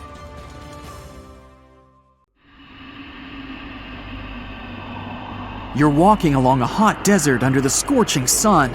You run out of supplies. There's no more water. You dream about rain, but there are no clouds in the sky. With each step, you lose more and more strength and fall. You notice a small pond nearby. Is it real water or just a mirage? You can't get to your feet, so you crawl there. The water is getting closer by the minute, but not because you're moving towards it. It's the water approaching you. In a few minutes, the pond area increases. Here, you're already in it. A small lake is formed, 60 feet deep, at the place where the piece of desert was. This real event happened in 2014 in the Tunisian desert. No one knows exactly on what day the lake appeared, since this part of the south of Tunisia is sparsely populated. At first, shepherds passing by saw the lake and didn't believe their eyes. In the next few hours, hundreds of locals came running to the place.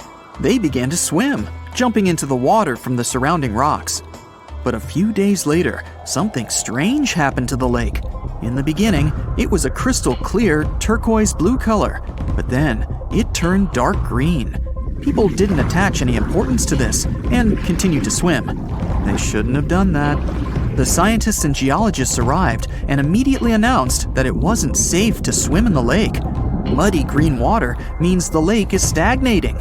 It's not refreshed, it's not fed by underground springs. Now the lake is filled with algae and a lot of harmful bacteria that can cause serious diseases. They also found out that this region of Tunisia is filled with huge deposits of phosphate. This substance can disintegrate and leave radioactive traces. The lake can be carcinogenic, toxic, and hazardous for any living organism. But people didn't worry about this too much. They walk in the middle of the desert, while the sun heats the air to 104 degrees Fahrenheit. Most of them are unlikely to refuse to jump into cool water, despite the warnings of scientists. Until now, no one knows exactly the reason for the appearance of the lake. Some scientists believe the lake was formed because of heavy rains. The lake is surrounded by rocks and is located inside a canyon. The water could just accumulate after each storm. Some geologists think an earthquake was the cause of the lake. A small seismic activity provoked the rupture of the Earth's rock above the water table, and through this hole, all the water splashed out. And if this theory is correct, then the lake can be pulled back underground through cracks. This is the same as when you pull the plug out of a drain hole in a filled bathtub. Any small earthquake is like pulling the plug out. Therefore, if you find yourself in these places, don't swim in this radioactive lake. We're going to the Caribbean Islands region. Among the clear blue sea, you can find a unique lake. It's located on one of the paradisiacal islands. You may not even notice the lake right away. The entire territory may seem like a huge concrete platform, but the main thing is not to step on its surface. Pitch Lake is a lake filled not with water, but with liquid asphalt. This is the largest asphalt deposit in the world. Steam is coming from all over the lake as it's hot. The depth of this lake is 250 feet.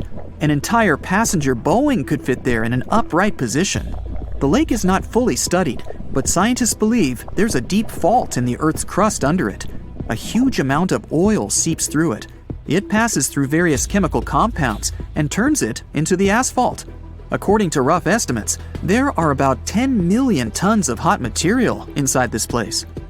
Theoretically, no life can exist in such conditions, but scientists have discovered a colony of microbes. Somehow, these creatures have learned to survive here. This also suggests that life outside of our planet may exist.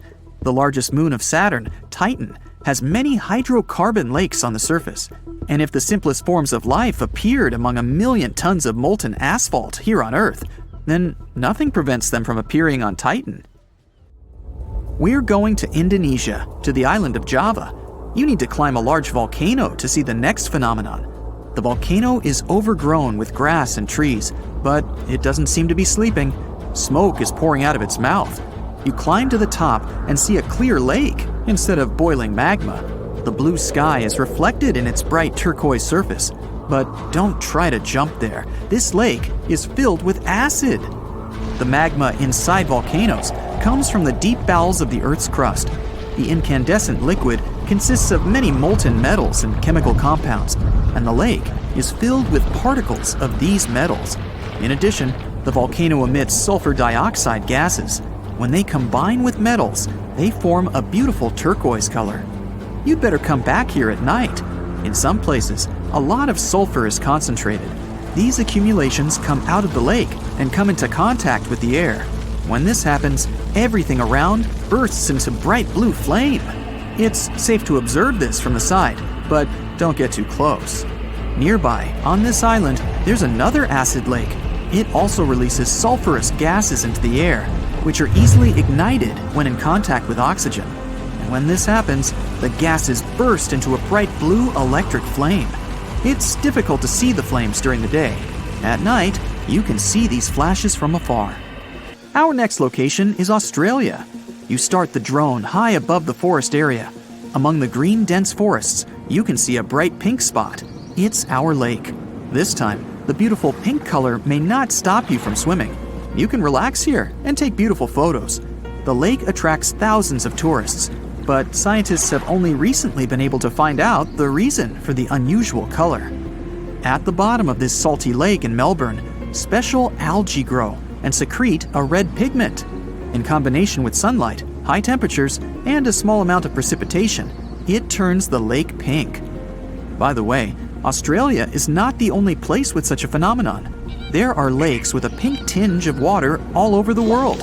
You can find them in Senegal, Bolivia, Kenya, and many other countries. The water of these places is also salty and contains the red pigment of unusual algae.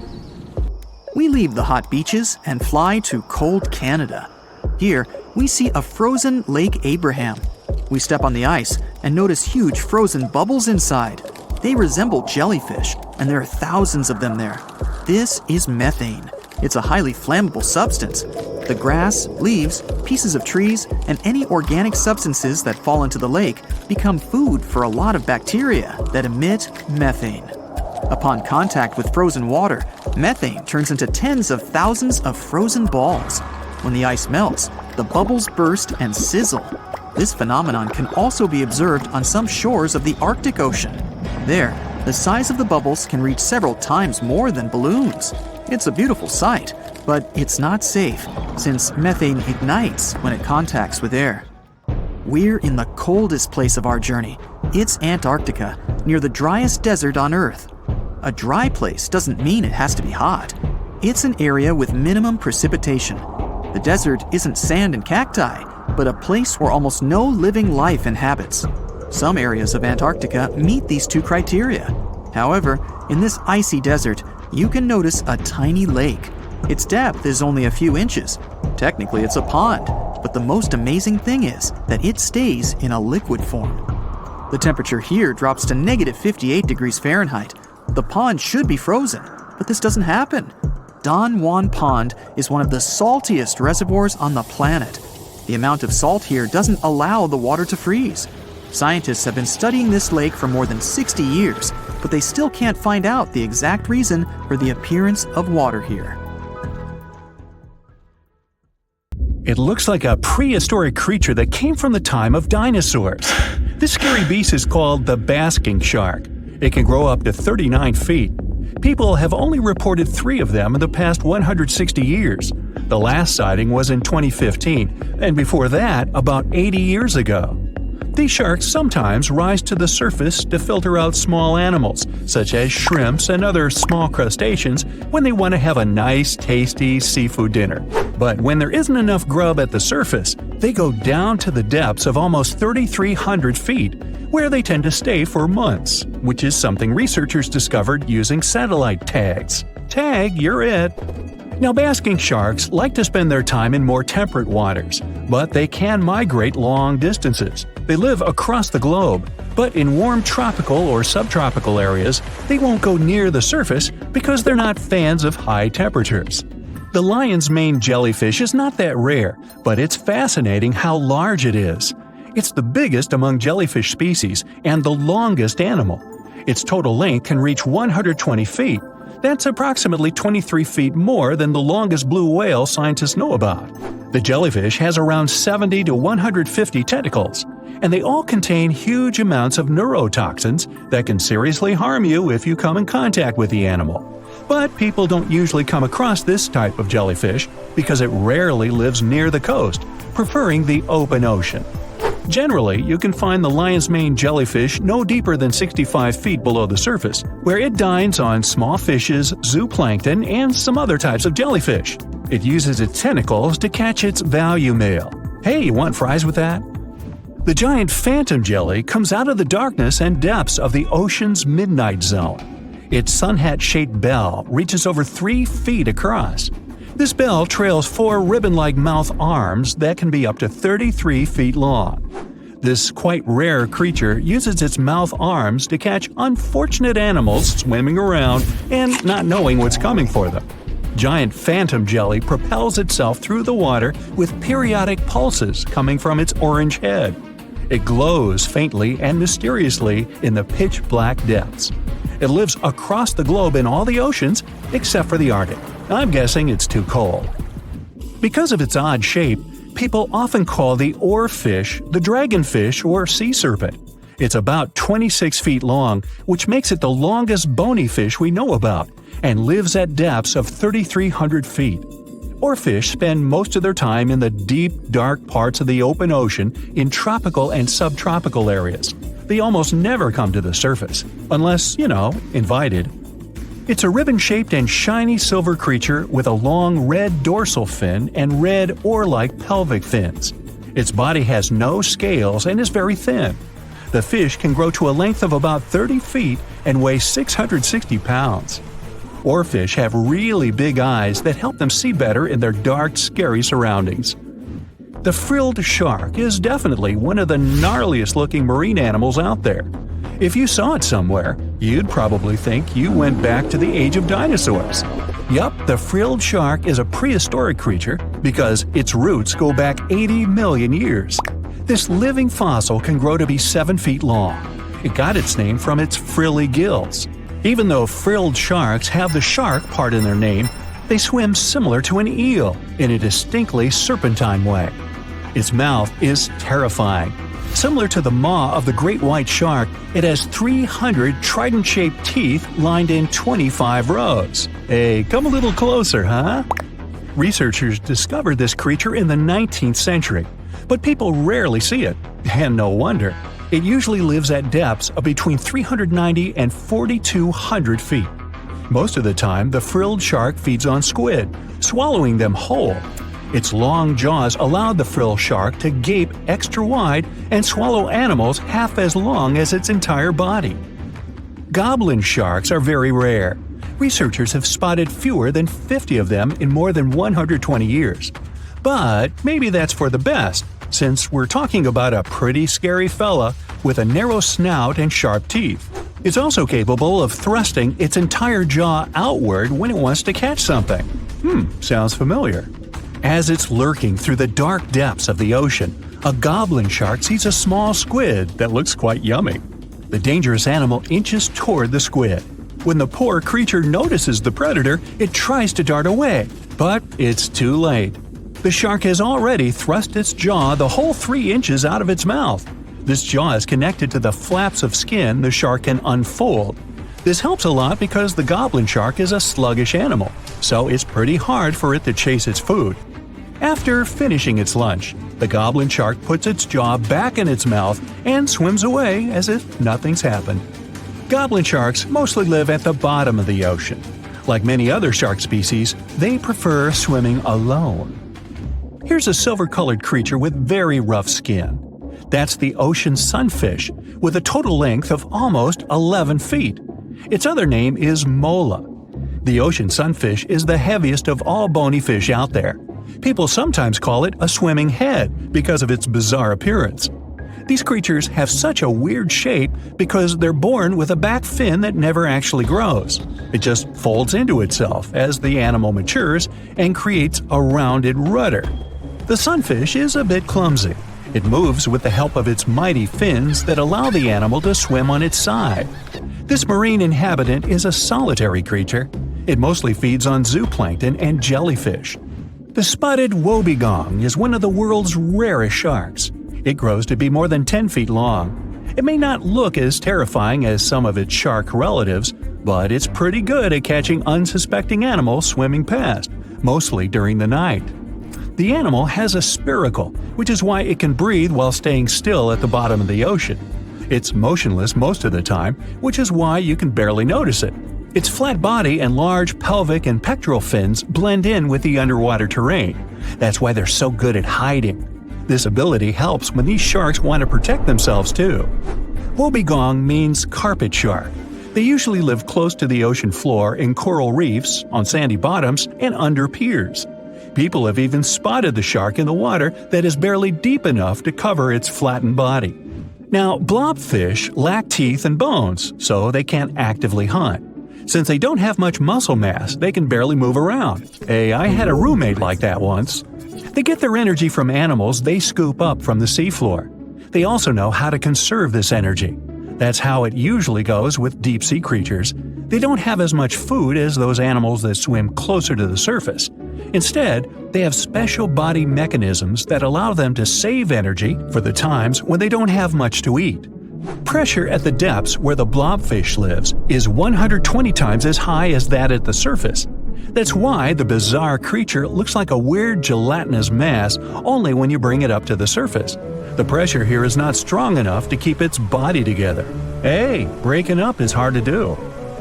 The white margin stargazer could compete with the blobfish for the title of the ugliest animal in the sea, don't you think?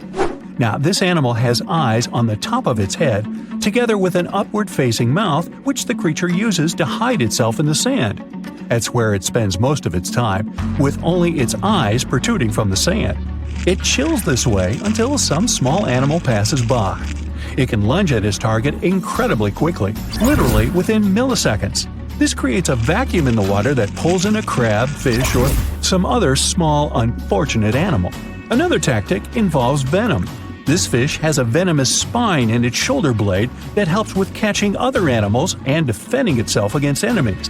Even though it's not related to the electric eel, the white margin stargazer can generate an electric shock as powerful as 50 volts. Ow! A piece of whale rib has recently been found in a North Carolina mine. Not a big deal, some might think. Hey, why can't a whale be a miner, right? But this fragment offers scientists a unique glimpse at the interactions between prehistoric sharks and whales from around 3 to 4 million years ago. The thing is, 3 tooth marks embellish the rib. That means that the whale was once badly bitten by an animal with a super powerful jaw. Judging by the spacing between the tooth marks, and it reaches almost 2.5 inches. This animal could be a megatoothed shark. I'm talking about the megalodon. Or it could be a different shark species which was around at that time. The curvature of the shark's jaw shows that the animal was relatively small, between 13 and 20 feet long. Yeah, small. As for the whale, it seems to be the ancestor of a great blue or humpback whale. Researchers are amazed. You don't usually expect to find evidence of animal interaction and behavior preserved in the fossil record. After examining the sample carefully, they concluded that the shark must have gone away with a mouthful, but the whale had survived because most of the fossil fragment is covered with what is known as woven bone. It quickly forms in response to localized infection. Such bone isn't particularly strong, and later the body remodels it into compact bone tissue. But it takes time. The presence of this bone means that the healing was incomplete and the whale passed away 2 to 6 weeks after the unfortunate encounter. On the other hand, its demise could have been unrelated to the infection and injury. Only a handful of fossils show such kinds of interactions between ancient animals. You can often find bite marks on fossils indicating where the animal passed away and its carcass was scavenged. But this fossil is one of a few examples that not only show a wound inflicted by another animal, but also demonstrate that the prey survived. All fossils are exciting for paleontologists. Yes, they need to get out more. But some might look terrifying to regular people. For example, look at this picture of tentacle arms and octagonal-shaped heads. When it first appeared in mass media, internet users claimed that it was some ancient organism that had come from space. Others thought the story was fake, but in fact, both the picture and the fossil are real. The fossil is known as a mortality plate, a fossilized representation of a mass extinction event of one or several species. The fossil actually contains more than a dozen specimens of a type of marine organism called a crinoid. Despite their looks, crinoids were not plants but marine animals. This particular species lived deep underwater on the seafloor. Crinoids were related to starfish, sea urchins, and brittle stars. These creatures could attach themselves to the seafloor with stalks made up of flexible porous discs connected by soft tissue. The stalks were hollow, and that's where the animal's nervous system was located. Crinoids absorbed oxygen through thin-walled tube feet. The creatures usually reached the length of more than 8 inches and had 5 arms lined with leathery-looking tentacle-like structures. They fed on plankton and sloughed off organic material. Now, even though these fossil finds seem to be super exciting, few creatures in the fossil record confuse scientists as much as the Tully monster. This curious sea creature sported a toothy, trunk-like snout and eyes splayed out on a rigid rod. But the most bizarre thing? It has been impossible to classify. Researchers have been considering a variety of organisms, for example, segmented worms, swimming slugs, and primitive eel-like creatures, since the monster was discovered in 1966. Recently, they have even tried to connect it to some species of jawless fish with a backbone-like structure. A team of scientists from Japan has used high-resolution laser scanners to examine the anatomy of Tully monster fossils in 3D. They concluded that the enigmatic fossil might be an invertebrate after all, and still, the true identity of the creature remains elusive. In the 1950s, amateur fossil hunter Francis Tully found a ghostly imprint of a torpedo-shaped organism with a huge tail fin in the Mizon Creek fossil beds in Illinois. Tully had never seen anything similar to the torpedo structure. He took his find to Chicago's Field Museum of Natural History. Paleontologists working there were baffled as well. Since then, scientists haven't been able to determine where the creature fits on the phylogenetic family tree, or where they should spend Thanksgiving. In 1741, an explorer and captain named Vitus Johansen Bering led an expedition to map the coast of Alaska. The ship he was on got shipwrecked on what later became known as Bering Island, and they got hungry. Half the crew survived thanks to the discovery of an extremely large sea cow. With the meat of these animals nourishing them, the sailors managed to build a small ship from the wreckage and return home. On their way back, a scientist who was among them spent his time documenting the animals and plants they had found. The sea cow was particularly interesting because without it, the crew wouldn't have survived. These animals were more than 26 feet long and weighed around 10 tons. All sea cows are members of the order Sirenia, marine mammals more closely related to elephants than cows. The scientists describe them as having black skin, a small head, and stubby forelimbs.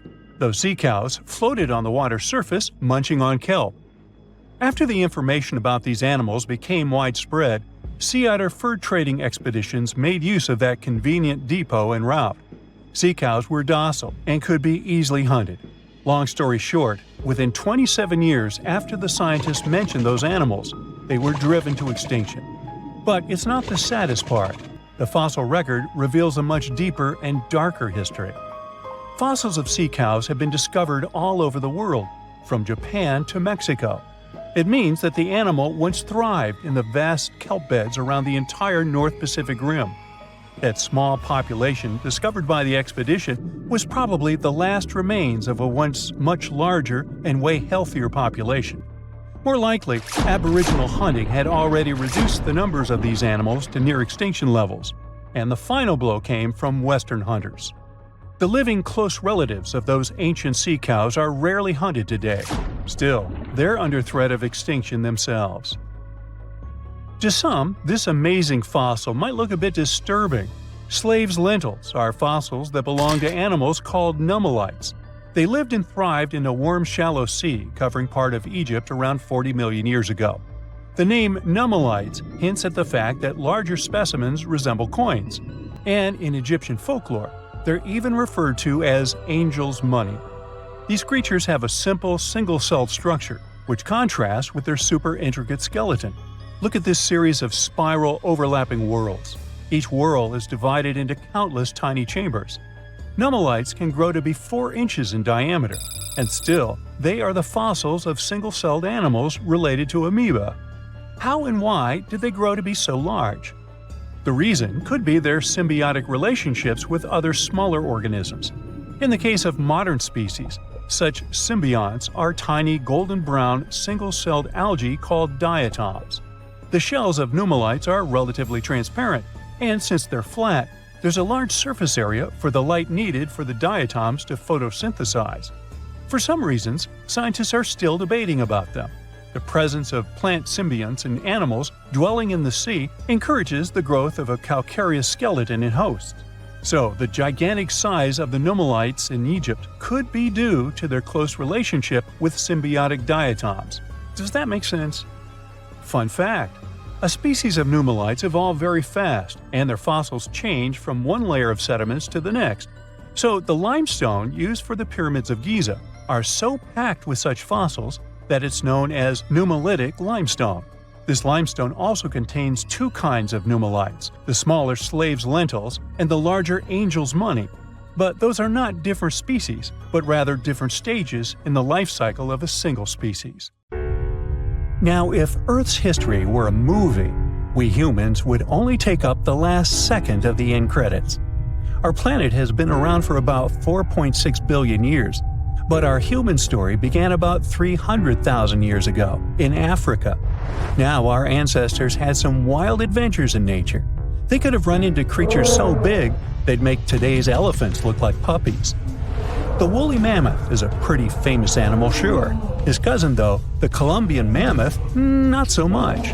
This giant used to roam places from Canada all the way down to Mexico. Unlike the furrier woolly mammoths, which hung out in colder places, these animals had shorter hair, resembling huge elephants. They also had incredibly large tusks, like 12 feet worth of spiraling, sturdy tusks. And they weren't just for show, they came in handy when facing predators. That includes our ancestors. If you think about sloths these days, you're picturing these adorably slow creatures. They couldn't possibly be in your list of most dangerous animals. Well, their grandparents might have. For starters, we call them ground sloths, and they vary a lot in size. Some were as big as rhinos, and others, like the Megatherium, were as colossal as elephants. Imagine seeing a 20-foot-long sloth which doesn't mind chewing on some meat every now and then, at least in theory. Ever heard of Bigfoot? Well, our next animal kind of looks like him, but is a distant cousin to orangutans. Meet Gigantopithecus, the largest primate to ever call our planet its home. Standing tall at 10 feet and weighing more than 600 pounds, these animals were amazing to look at in real life. Unlike Bigfoot, they weren't constantly hiding. In fact, it's believed they were peaceful and gentle creatures. Sadly, they faded away about 100,000 years ago, mainly because their food sources slowly became unavailable. Those lush, fruity forests they called home eventually turned into dry grasslands. Next on our list is the cave hyena. Weighing a chunky 250 pounds and standing 3 feet tall, these beasts were as long as a grown-up lying down. What's even more interesting about these creatures is that they loved hanging out in groups. A pack could be as big as 30 of these animals, which meant they could easily take on even the biggest, heaviest mastodons. Our ancient families would have needed to stay alert around these hungry specimens. Sadly for these hyenas, about 20,000 years ago, their numbers started going down. Soon enough, they completely disappeared from the planet. Quick pop quiz. What's called a tiger but isn't really one? It's the saber-toothed tiger.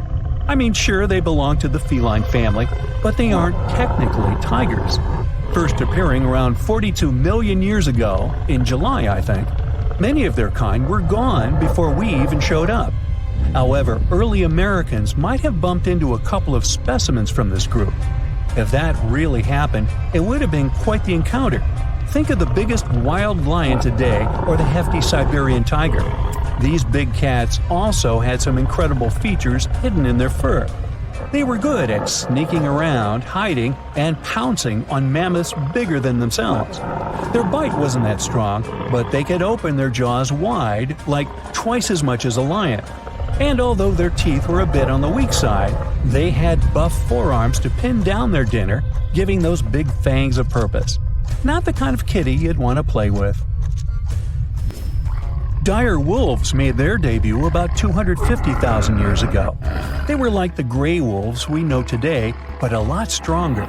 While wolves these days stretch out to about 6 feet and tip the scales at 170 pounds max, dire wolves were about 5 feet and about 150 pounds. Found all over North and South America, they had admirable jaws, biting nearly a third harder than their modern counterparts. Also, their favorite snack was horses. But just like many other majestic beasts of the past, they faded away around 10,000 years ago. Now, names can be deceiving. Take the American lion, for example. It's not really a lion, it's more of a panther's big cousin. The other part of the name is correct, though. They did live in America about 330,000 years ago. This feline was no lapcat either. They were at the top of the wildcat pyramid, weighing a colossal 772 pounds. That's like stacking 4 grown men on a scale. Even the mighty African lion would look a tad bit shy beside these beasts. With the muscle to take down a bison, you wouldn't want to accidentally interrupt their dinner. They parted ways with this planet around 11,000 years ago, right after the last ice age. Now down in Australia, about 50,000 years ago, I wasn't around then, there lurked a relative of the Komodo dragon, the Megalania. Experts love to have debates on how big it was. Some say it stretched out to 23 feet. Others think it was just about 11 feet long. Either way, they were basically mega-sized Komodo dragons with a dangerous bite. If you think bears are already big and fluffy now, let's introduce the short-faced bear. While this big creature stood on its hind legs, it towered at 14 feet. With long limbs, they could outrun today's bears, hitting speeds up to 40 miles per hour. These ultra bears sadly disappeared around 11,600 years ago. Now imagine a crocodile. Okay, imagine that same crocodile, only supersized, with sporty legs, doing its thing in Australia about 1.6 million years ago. Well, say hello to the quincana. These crocs were extremely large, reaching 23 feet. And no, they weren't lazy river loungers. These creatures really loved spending time on land. They evolved to have strong legs for their chases and razor-sharp teeth designed for slicing, not gripping. When did we stop sharing beaches with them? About 40,000 years ago. The name elephant bird might not sound familiar, but try to picture a bird that stood tall, as high as a basketball hoop at 10 feet, and weighed as much as a small car, 1,500 pounds. Their eggs were equally huge, like 150 chicken eggs bundled up into one. Now, as amazing as these birds sound, there's a lot we still don't know about them. They're hard to study, as most extinct animals are. Still, some recent studies have given us some clues. Scientists have been examining ancient molecules from their fossilized eggshells. It's an awesome piece of evidence, since these birdie shells were thick, preserving precious DNA inside. Plus, there are tons of these eggshell fragments sprinkled all over Madagascar's beaches. Because of these findings, we now know these birds were herbivores and loved eating leaves and seeds. We also know the tiny kiwi bird is its closest living relative. Now, dodos were these amazing birds we also used to share the planet with. They're like distant cousins to ancient pigeons. To give you some perspective, imagine a chunky bird weighing about 50 pounds. Similar to chickens, turkeys, and ostriches, dodos were also the types of birds that couldn't fly. Their wings were small, and they had the muscle strength of, well, a wet noodle. Now, you might have heard the word dodo used as a name for creatures that aren't that bright. Don't get confused, though, by this name. These birds were, in fact, intelligent. Scientists were able to figure that out by studying their fossils. It turns out that they were good at smelling stuff, unlike most birds that are all about the visuals. These creatures aren't around for us to study anymore, but that might change. One evolutionary biologist is on a mission to fully understand these amazing ancient birds. On that note, she revealed that the dodo's DNA has been completely sequenced. There are even talks about potentially bringing dodos back to life. They would make a nice addition to the lovely beaches of Mauritius, the place they used to call home many, many years ago.